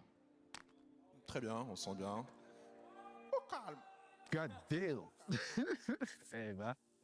Ça date. Hein. J'imagine qu'on a perdu parce que j'ai aucun souvenir qui me dit que j'ai battu ces Millennium-là. Black Ops 3, ça a été le début de la fin. Hein. Gotha qui nous annonce qu'il ne continuera pas, en tout cas pas cette année. Moi, je n'ai pas du tout été surpris parce que je sens que pendant les entraînements, pendant les matchs, c'est plus le même Corentin. Pas en termes de performance parce qu'il est surperformant, mais en termes d'engagement, Ouais, de mes jeux. dans la communication, je sens qu'il est mentalement, il est ailleurs. Il nous l'annonce avant le WC. Mais il l'a fait proprement. Franchement, je trouve qu'il l'a fait proprement. En tant qu'à deux, il l'a dit à tout le monde. De toute façon, frère, c'est normal. Hein. Le jeu, il te plaît plus, tu te stoppes. Hein. Tu te forces pas. Hein. Moi, j'étais dans l'hésitation. Beaucoup dans l'hésitation parce que j'avais fait le tour sur COD. J'avais fait le tour. Ça faisait beaucoup trop d'années que j'avais joué à Call of Duty. Et que là, j'avais juste plus la flamme, quoi. J'avais juste plus la flamme, j'avais plus envie de me battre, j'avais plus envie d'aller m'entraîner. Shinza aussi peut-être mis une gifle à Gotha et moi. Enfin, c'est même pas, peut-être, c'est sûr. Hein. Le gap qu'il y avait avec les Américains à ce moment-là, sur 2-2, j'ai eu la chance de connaître Rambo, qui nous a trouvé des matchs d'entraînement avec des Américains. Donc nous, on les avait jamais vus encore, on les connaissait pas du tout. Là, dans le lobby, il y a qui apparaît? Un certain Demon Karma. Je me dis, waouh, c'est qui ce nul? Il lance la praque et on se fait allumer comme jamais de ma vie. Là, ce qu'il nous faisait, c'était des rotations sur rotations. Je ne comprenais rien en fait. Et je me souviens, j'ai eu une discussion avec Gotha pour la première fois au Optique pendant le déplacement à la EGL. Optique, ils étaient chauds de fou. Lui était très très confiant. Genre, le Gotha le plus confiant du monde. Je crois qu'il venait d'être champion d'Europe d'ailleurs. Et moi, je me rappelle, je lui parle et je lui dis, écoute, Optique va venir. Et à ce moment-là, lui, il n'a aucune idée de qui sont les Américains. Je lui dis, Optique va venir, ils ne vont pas perdre une seule carte du tournoi. Et il me dit, non, tu vas voir, on va les battre, etc. Après le tournoi, il revient me voir et dit, bah, excuse-moi, t'avais raison. Ouais. Ils avaient cette avance-là qui, déjà, était démoralisante. Il y a eu aussi le fléau qu'on connaît, les pilules magiques qu'ils prenaient. Moi, je me souviens Faut pas name drop, hein, je me souviens d'un joueur très connu des États-Unis pendant un tournoi où je ne jouais pas. À un moment, il y a Gotha, Samy, Néo et moi, on est dehors. Et qu'il y a ce joueur-là qui vient et qui se met à côté de nous et qui jongle avec sa pilule. Et qui nous dit, tant que vous n'aurez pas ça, vous ne battrez jamais. Cette action va vous régaler. Quel talent! Contrôle antidopage, monsieur l'arbitre? Il n'y avait pas de contrôle antidopage? Wesh, c'est dinguerie, ça se dopait.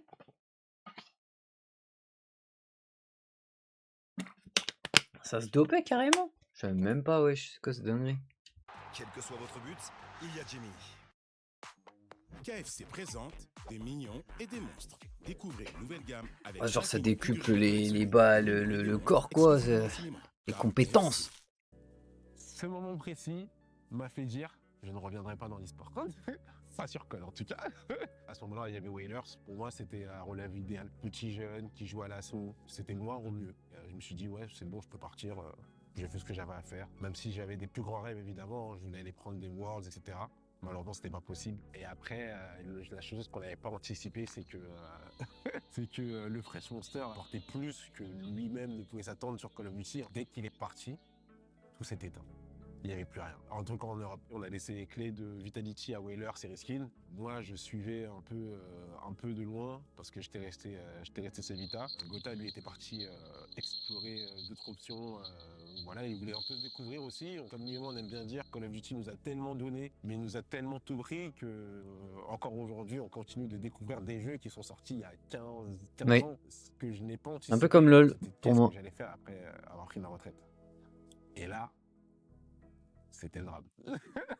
Là, c'était le drame tout simplement parce que j'avais que deux rêves. Hein. Mon premier rêve, c'était devenir joueur professionnel de jeux vidéo. Gros shout-out à ma conseillère d'orientation à qui je disais ça et qui se moquait de moi. Et être dirigeant d'une structure e-sport. Je n'avais rien d'autre en tête en fait. La période pré-retraite, peut-être une des pires en vrai. Hein. Peut-être une des pires. Ouais, c'était dur. Je savais pas où aller, je savais pas quoi faire. Je savais pas ce que j'allais devenir. En fait, j'avais vraiment cette sensation de errer. Genre, pas de déranger, mais d'être un fantôme, quoi. Je marchais sans but. Il y a Néo qui a voulu faire de moi l'ambassadeur numéro 1 Vitality. J'ai été quand même très proche des sponsors. Ça a quand même été une bonne période, hein. Je vais pas mentir, c'est une période où j'ai été un peu... Il avait pas fait un clash exprès et tout? Oui, voilà, c'est ça. Court-métrage, mais j'avais pas encore trouvé ma voie. Petit à petit, j'ai commencé un peu à me détacher de l'image Vitality. Mais moi, mon plus gros problème, ça a été sur Call of Duty. Je voulais un peu avoir la main mise sur le projet, mais ça n'a pas du tout été le cas. Petit à petit, on le sent que tous les efforts sont énormément sur LoL. Voilà. Counter-Strike. Le jeu. Comme si notre histoire, en fait, elle n'avait pas Bah, c'est fini. existé et que ça n'avait pas de valeur. Nous, on s'est dit avec Le jeu était nul, LoL, c'était en... C'est à partir de ce moment-là, moi j'ai fait Black Ops, après j'ai dit allez hop. Black Ops 2, j'ai dit j'arrête, je joue League of Legends. Et j'ai arrêté, j'ai joué League of Legends. Voilà. Ah, j'ai fait tout ça pour rien, c'est relou, quoi. Et là, je me dis, qu'est-ce que je vais faire encore? Là, c'est encore pire. Je pense que c'est encore pire que ma pré-retraite, parce que là, j'ai plus rien. Là. J'ai plus... En fait, j'avais un truc auquel m'accrocher quand j'étais sur Vitality, tu vois. C'était, je sais pas, l'amour du club, du sens du devoir, je sais pas comment expliquer. Et là, j'avais rien. Et moi, ce qui me passionne le plus dans la vie, c'est l'e-sport.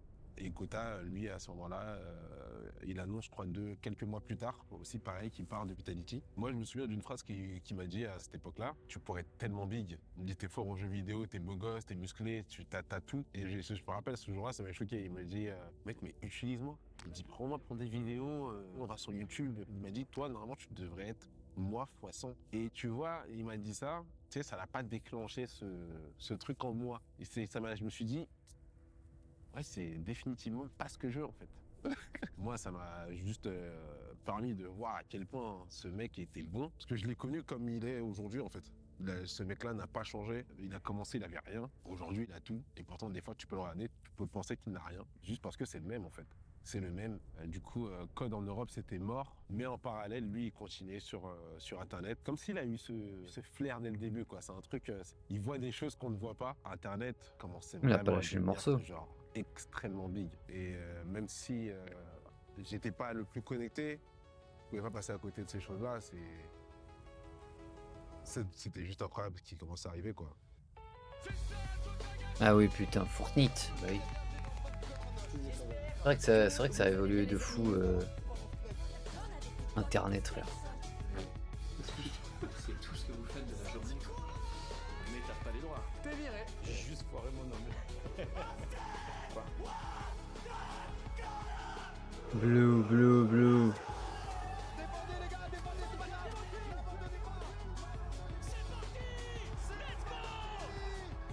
On arrive sur la fin, non?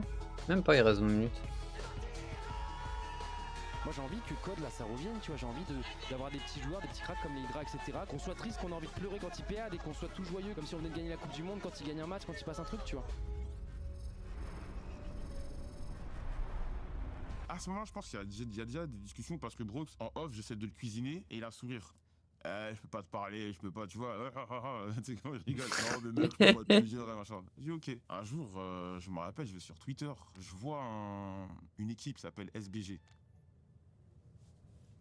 Quand je vois ça, ils sont foutus de ma gueule. Ils sont foutus de ma gueule. Chez Basic Fit. Arrête, on veut pas faire de sport, nous on veut faire de l'e-sport. C'est tout ce qu'on veut. J'ai cru qu'on allait voir plus d'anciens encore, mais Gauthier il a pas encore parlé. Après peut-être que lui c'est vraiment le mec de long, il s'en fout.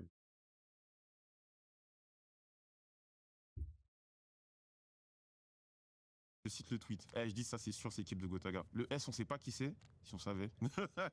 Et je me rappelle le jour où il y a l'annonce Gentlemate. En plus je me rappelle. Oh les bâtards, ils font un trailer de malade. Ils ont des belles vestes blanches, à des maillots de fou. J'ai fait, ah il y a de l'oseille hein. Et ah ouais, il y a la prestigieuse. Gentlemate. C'est comme ça que nous appellerons. Tout commence ici. Tout commence ici. Tout commence ici. Ça commence à dater, hein. Ça fait quoi? Ça fait 3 ans.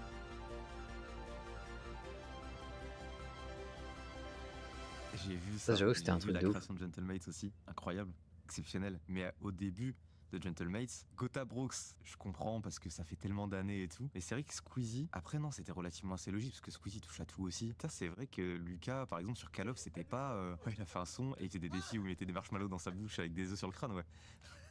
Créer un club avec des gens qui te soutiennent sur plusieurs équipes, etc. Sachant que toi-même tu as été joueur pro et de pouvoir donner la chance à des nouveaux joueurs de pouvoir peut-être aussi gagner des trophées, pouvoir aller loin dans la scène internationale. Je trouve qu'il n'y a rien de plus beau, ça fait un peu passage de flambeau. Quand j'ai appris ça, ça m'a pas trop étonné dans le sens où Même Gotha, moi, ça en reste vrai. quand même un leader.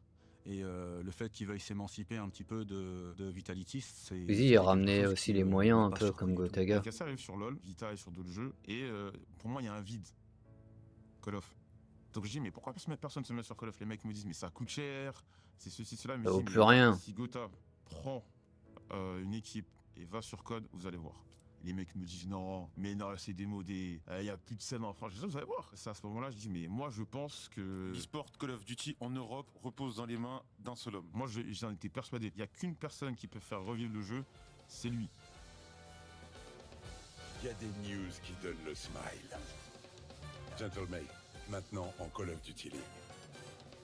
Et en fait, il y a cette opportunité-là qui arrive et on est choqué de fou. Évidemment, quand on a créé M8, le Gotha et Brox, le premier truc qu'ils me disaient, c'est mec, mon rêve un jour, on va en CDL et tout, c'est notre plus grand rêve. Et évidemment, on l'a saisi. On fonce en mode bulldozer sur le jeu, alors que financièrement, franchement, on pouvait pas vraiment se le permettre à ce moment-là. Il fallait sacrifier d'autres trucs, ce qu'on a fait. Mais c'est leur rêve, quoi. Mais c'était sur, C'est fait.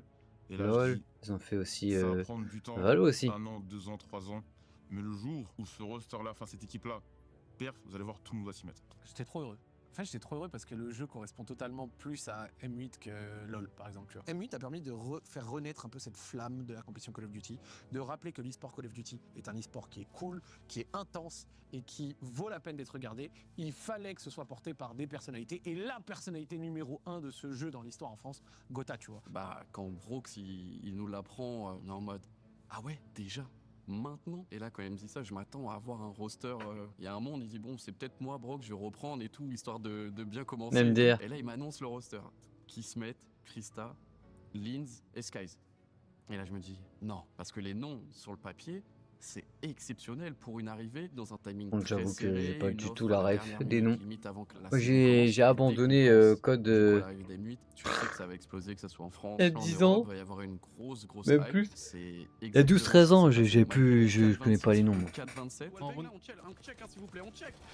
Et bien les gens jusqu'à la fin de saison étaient encore hype. C'est là où on voit que Code is life les gars, et que ça, Joël l'avait dit depuis plusieurs années. Il y a beaucoup de gens qui avaient des craintes, qui me disaient oui, mais les matchs de la Code League, c'est à 2h du matin. 2h du matin, il y avait de l'audience. Ah oui. Pour être honnête, moi j'étais surtout content parce que je savais que c'était un rêve pour lui de retourner sur Call of, et j'ai l'impression aussi pour une partie de sa communauté plus proche.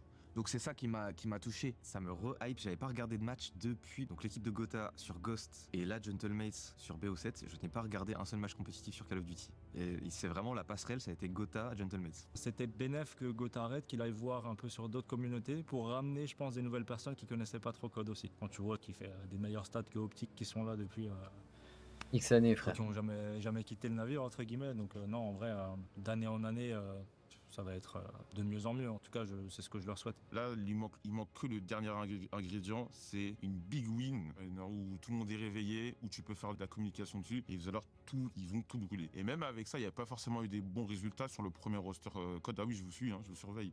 Malgré tout, ça a pris. Bah, je pense que ça a réactivé tous les soldats d'hiver, quoi, qui se sont dit, mais attends, en fait, putain, c'est comme mes années à l'époque, au collège-lycée, là, quand je jouais avec tous mes potes. Là, cette fois, je peux suivre le truc, je peux peut-être même aller à un event, je peux prendre un maillot. Vas-y, je vais le vivre, mais en mode fan à fond, et plus trop en tant que joueur, puisqu'on est tous washed, et voilà, quoi. C'est ce que tout le monde veut, je pense, d'une façon ou d'une autre, que ce soit la jeune génération ou la mienne. On est tous darons. J'ai testé le dernier Code of. C'est de revoir, en fait, du contenu, du live, des compètes qui nous faisaient vibrer avant. Et je pense que Gentlemate et Gotha et ses représentants, c'est la meilleure façon de le faire, je pense, clairement. Vous avez poussé. Alors aujourd'hui, on vous donne rendez-vous les 26, 27 et 28 juin à la Défense Arena. Paris Gentlemates accueille le plus grand événement Call of Duty jamais organisé. On a commencé dans nos chambres, on se retrouve dans la plus grande salle d'Europe. 26, 27, 28 juin. Voici Ah bah c'est Denis. passé.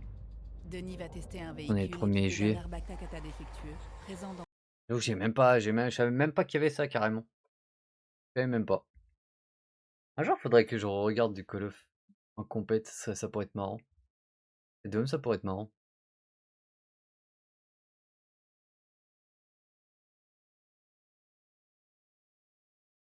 Oui, enlever, oui.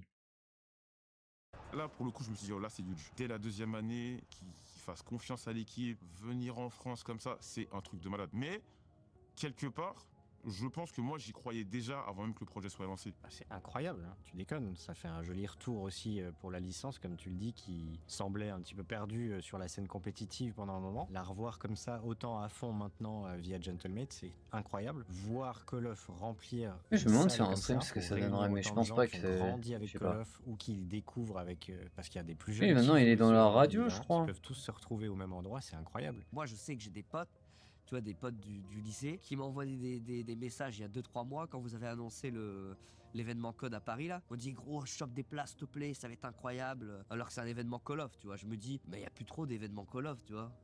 Il n'y a plus du tout d'événements Call of. Donc c'est cool que Coco et tout, sachant qu'ils viennent de cet univers-là, ils puissent organiser un major à Paris comme ça. Non, franchement, c'est incroyable. D'ailleurs, Elise, chope-moi 4 places, s'il te plaît. Mais déjà, le Major va marquer les gens.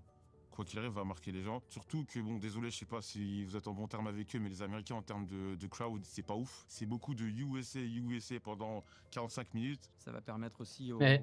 aux équipes C'est vrai que américaines c'est et pareil aux, sur LoL, hein. organisateurs de se rendre compte qu'il y a un Les, vrai les, intérêt les à supporters s'intéresser là, à l'Europe, parce que cassés et tout, ils ont malheureusement, apporté une aujourd'hui, nouvelle le ère. format fait que si tu joues pas en Amérique, Bon, la France, tu on est joues trop pas à Code, fort. pratiquement. Ils avaient déjà eu un peu une sorte de Trop pré-show chaud. avec le Major 1 sur Black Ops 6 à Madrid, où les fans M8 avaient fait un boulot mais dingue du début à la fin alors qu'on est sorti le premier jour. Et là je me dis, à Paris, à la Défense Arena, je pense que ça va être l'événement qui va marquer la compétition, du moins même sur plein de jeux différents. Ce rendez-vous-là, au-delà de regarder de l'e-sport et de la compétition et tout, c'est un peu une réunion de la première génération qui a grandi devant des vidéos YouTube, je crois. Tu vois, c'est un peu plus large que Call of, je crois. Hein. Il y a aussi le fait, la fierté d'avoir cet événement-là en France. Je pense que des gens vont se déplacer, ne serait-ce que pour pouvoir le vivre. C'est autre chose que de la regarder derrière un écran. Donc il y a des personnes qui vont peut-être même pas du tout s'intéresser à l'e-sport, mais qui veulent quand même voir une compétition en direct, voir l'ambiance, voir la pression. C'est quelque chose qui les intéresse, puisque là c'est accessible, c'est en France. Je me suis dit, je veux en être. Je veux. En fait, c'est même pas tant revivre les moments, mais c'est je veux vivre un des plus grands moments francophones et même européens, même mondial de Call of Duty. Je sais pas si Gotha se rend compte ou réalise. Je me dis, c'est fou quand tu dis qu'il a commencé dans sa chambre et là aujourd'hui il se passe ça. Il peut hoster l'événement et tout, c'est dingue. Et tu dis aux Américains, venez. Et potentiellement tu les laves. Ça c'est beau, Et il faut y croire, je pense. Genre si tu m'avais dit en Là, je vais regarder 2017, le 18, résultat. 21, 22, qu'un event Call of Duty ferait des dizaines de milliers de personnes à la Défense Arena pour du code, je t'aurais pas cru. J'aurais pas cru. Pour moi, on est le meilleur public du monde. Honnêtement, il y a très peu de personnes qui peuvent s'asseoir à côté de nous. Mais je pense que là, le Major Paris, ils vont être choqués, les Américains, c'est sûr.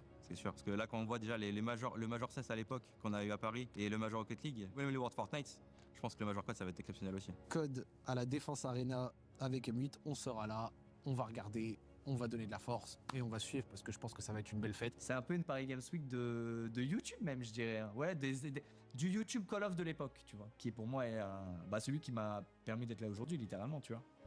Ça va être un putain d'événement.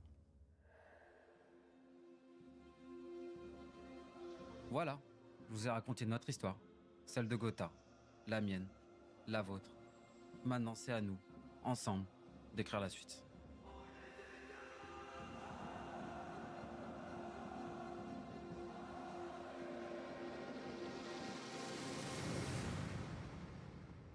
Ok.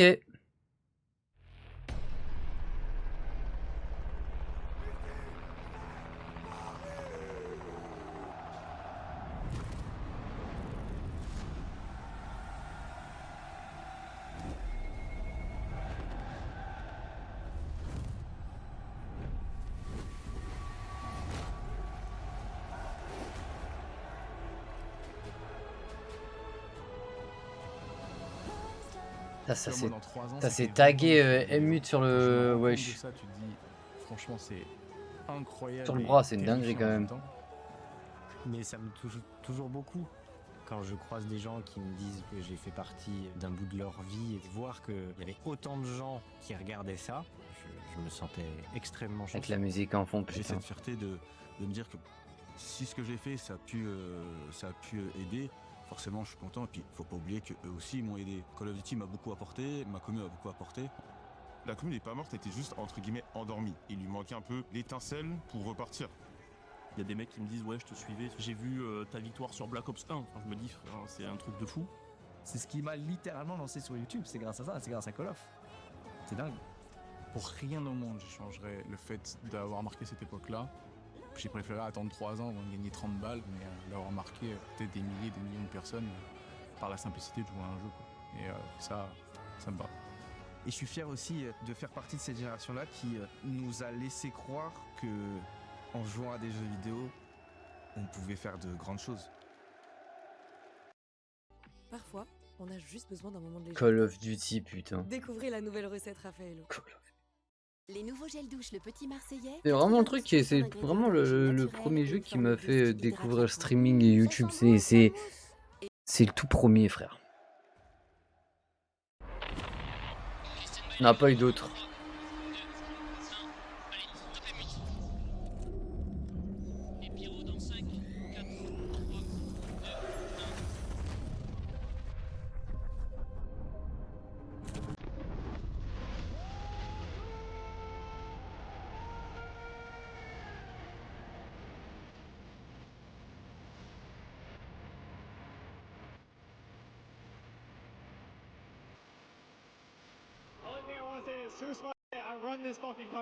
Mais oui.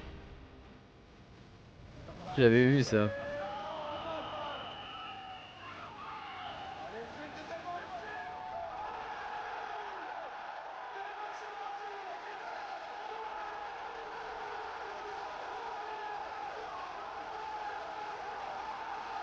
Ça devait être une ambiance de ouf.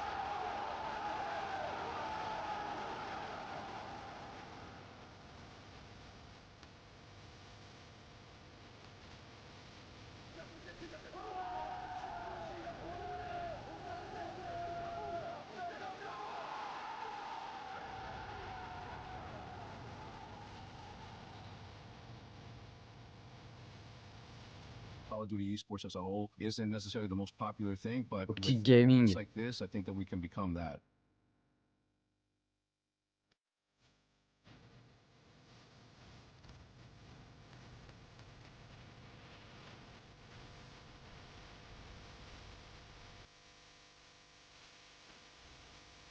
That's the biggest we've seen in Call of Duty. Putain, et ça a plus autant de popularité aussi, Code. Il n'y a pas eu de gros events comme ça Mathématiquement, les gars, c'est fini. comment dire, en public. Et on va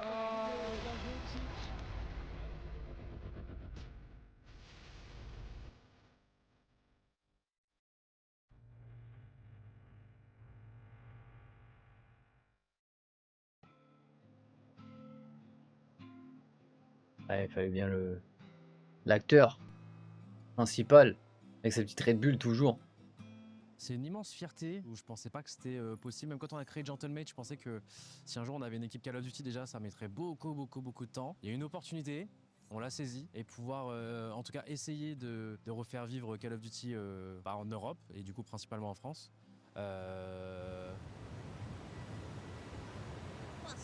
C'est le feu, tu vois, de faire revivre Call of Duty, tu vois, en France. Hey, il fait chaud derrière, hein. Waouh. Ah, c'était pas prévu, mais écoute, voilà, comme quoi le destin fait bien les choses, et c'est un peu pareil avec du coup cette opportunité de pouvoir organiser notre major. On a été un peu prétentieux, on s'est dit, on a une communauté de fous, on a plein d'autres qui nous suivent, il y en a plein qui, je leur fais confiance et je sais qu'ils, tu vois, ils viendront. Et bah là, on est la veille. Je sais pas trop à quoi m'attendre. Je sais qu'il y a beaucoup de places qui ont été vendues. Pour l'instant, Ah oui, ça devait être affiché fermé. J'ai juste hâte que tout soit rempli là autour là. Et que juste ça crie quoi. De base, on jouait dans nos chambres, un jeu qui n'était pas supporté par l'éditeur, aujourd'hui qui l'est, qui nous aide d'ailleurs à faire ce major. Et je suis content de voir qu'on est une petite poignée quand même, grâce à cette opportunité de Call of Duty, à encore pouvoir vivre du coup du jeu vidéo en général, même si peut-être que nos chemins se sont un peu séparés, on est parti voir d'autres choses, d'autres horizons, ou qu'on se voit plus trop, tu vois. Je suis content que cette poignée où à un moment on a écrit l'histoire ensemble, en tout cas une petite aventure ensemble, de voir que demain on partage, en tout cas tout ce week-end on partagera la même aventure, on sera tous derrière Gentlemate et il y aura des Loan, il y aura des Riskin, il y aura des Miss. Même là aujourd'hui, tout mon équipage à moi G-Corp, on vient tous des OG de Call of Duty de l'époque. Il y a tous ceux qui du coup travailleront demain sur l'événement qui viennent de Call of Duty de l'époque aussi. Par exemple East qui est du coup notre photographe titré sur tout, les Master Kills, tout ce que tu veux, etc. On fait énormément de projets avec lui. De base c'était un trick shooter qui faisait des petits 3-6 avec Wartech et qui mettait des quad feed. À chaque fois que je vois Mastu, on parle de l'époque, etc. Même si maintenant il fait 10 fois mon nombre de views, ce que tu veux, tu vois, il y a ce côté, pas respect, mais ce côté en mode putain, j'ai grandi avec vous les gars, tu vois. Même là, quand tu lui parles, quand on fait un GP Explore ensemble, par exemple, Théodore, il est là à te vanner en mode putain, Gotha, mais dire que j'étais trop fan de toi à l'époque. Maintenant, t'es là, je te bats, quoi, je te bats. D'ailleurs, j'ai fini devant lui du coup au GP Explorer. Voilà, on remet quand même les points sur lui. Mais ouais, non, c'est une immense fierté et c'est trop bien parce que du coup, là, j'en rencontre plein maintenant qui ont mon âge ou qui ont grandi en tout cas en même temps que moi. Et tu vois, qui juste, on se respecte mutuellement. En mode, putain, c'était trop bien la bonne époque. Et tout ça vient de base de la même passion qu'est Call of Duty. Il y aura mon compère de toujours Brooks. Et tu vois, il y en a plein comme ça avec qui on a commencé à écrire un petit bout de chemin. Et aujourd'hui, je pense pas que ce sera la finalité parce que le but, c'est que ça soit juste le début d'un Ça va nouveau chapitre, tu continuer, vois, on de espère. la renaissance d'un C'est Call of cool, Duty, c'est tu vois. bien. Ça se trouve, on va Créer flop, ça se trouve, les son mecs seront event et tout, cataclysmiques et hors des couilles on aura encore. essayé, mais je pense que moi, c'est le début de quelque chose. Sur un Aujourd'hui, jeu quand qui je n'a lance plus un autant live, de il y a plein de popularité, gens je crois qui qu'ils ont arrêté forcément LOL. n'aiment plus le contenu que je fais aujourd'hui, ou en tout cas passent de temps en temps. Bah, je fais plus du Call of Duty tous les jours comme je faisais quand j'avais 16 ans, forcément. Bah oui. Mais du coup, tu vois, ils viennent, ils passent et ils te disent Gotha, voilà, juste pour te prévenir, je vais de papa, tu vois, des trucs comme ça de fou. Genre, c'est vraiment quelqu'un qui a grandi en même temps que toi. Vous étiez deux cons à l'époque, en mode, on était adolescents, on avait 16-17 ans. On a grandi ensemble, on a fait chacun nos vies, chacun de notre côté. Mais tu vois, il y a ce respect en mode, 15 ans plus tard. Et là, ceux qui sont au premier rang, ils vont douiller. Hein. De les voir pop dans le chat comme ça et t'annoncer ce genre de nouvelles et te dire, waouh, putain, le temps il avance vite, tu vois. Et voilà, les gars. Et voilà. Je sais qu'il y a des gens qui m'en ont voulu parce que du coup, ils auraient voulu que, entre guillemets, je porte la scène Call of Duty après. Le truc, c'est que le jeu m'avait un petit peu déçu. Même moi, j'ai arrêté ma carrière malgré moi. C'est-à-dire que c'était pas Mon prévu, gars, si le jeu il te plaît malheureusement. pas, Je il te pensais plaît pas. En revenir, je sais plus, pas, il je avait pensais rencontré c'était l'année LOL, il y avait prochaine, c'est bon, l'année, Fortnite, c'est bon, ça bref, revient, il a fait va y beaucoup avoir de un bon Call of choses. Duty. Et non, rebelote. Donc ouais, on a pu tester des H1Z1, PUBG, Ah oui. Fortnite forcément. Je suis devenu un peu plus multigaming, mais il y avait toujours ce truc Call of Duty quand même à côté. Et puis là, on arrive avec Gentlemates, ça y est, on peut enfin y aller. Dès qu'on a une opportunité, on est revenu sur Call of Duty. Et je suis très content que sur notre deuxième année, on puisse organiser ce major, quoi. C'est-à-dire que j'oublie pas d'où je viens quand même, dans le sens où effectivement, là, si je suis devant vous actuellement en train de parler à cette caméra, c'est grâce à cette licence. Faut pas l'oublier. Et avec toutes les rencontres que j'ai fait, etc. pendant le chemin, aujourd'hui, je suis ici assis devant vous. Et puis je suis très content d'avoir pu mettre ma pierre à l'édifice pour qu'on puisse aider ce jeu à redevenir le Call of Duty que c'était, quoi, tout simplement. Donc... Chez Basic Fit, chacun est unique. Deviens membre maintenant. Combien de pubs? Je crois 5-6. Mais on s'en fout, c'est pour la bonne cause. C'est le petit réact sympa, la bonne ambiance, putain. J'espère que ça va bien se passer. Ça se trouve demain, la salle va prendre feu, ça va être terrible. Mais non, je pense que ça va être insane. Je pense que tout le monde va se prendre un petit coup de nostalgie comme ça là derrière la tête là. Hop, tiens, ton petit coup de nostalgie, prends-toi ça. Je pense qu'il y aura de l'émotion. J'espère qu'en plus on fera des bonnes performances. Si en plus c'est couplé à des performances bonnes, on aura tout gagné. Juste les gars, j'espère que tous ceux qui ont vu ça, que ce soit sur place ou à distance, vous avez kiffé votre moment. J'espère que j'ai kiffé mon moment aussi. Et puis merci à tous ceux qui suivent cette scène depuis la nuit des temps. Voilà. La nuit des temps.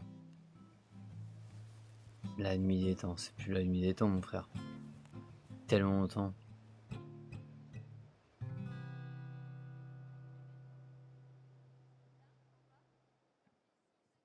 Ok.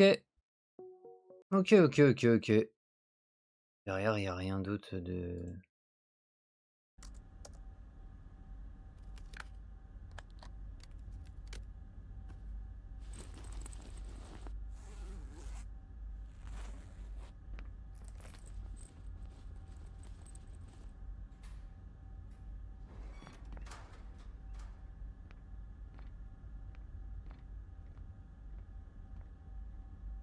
Non, c'était bien.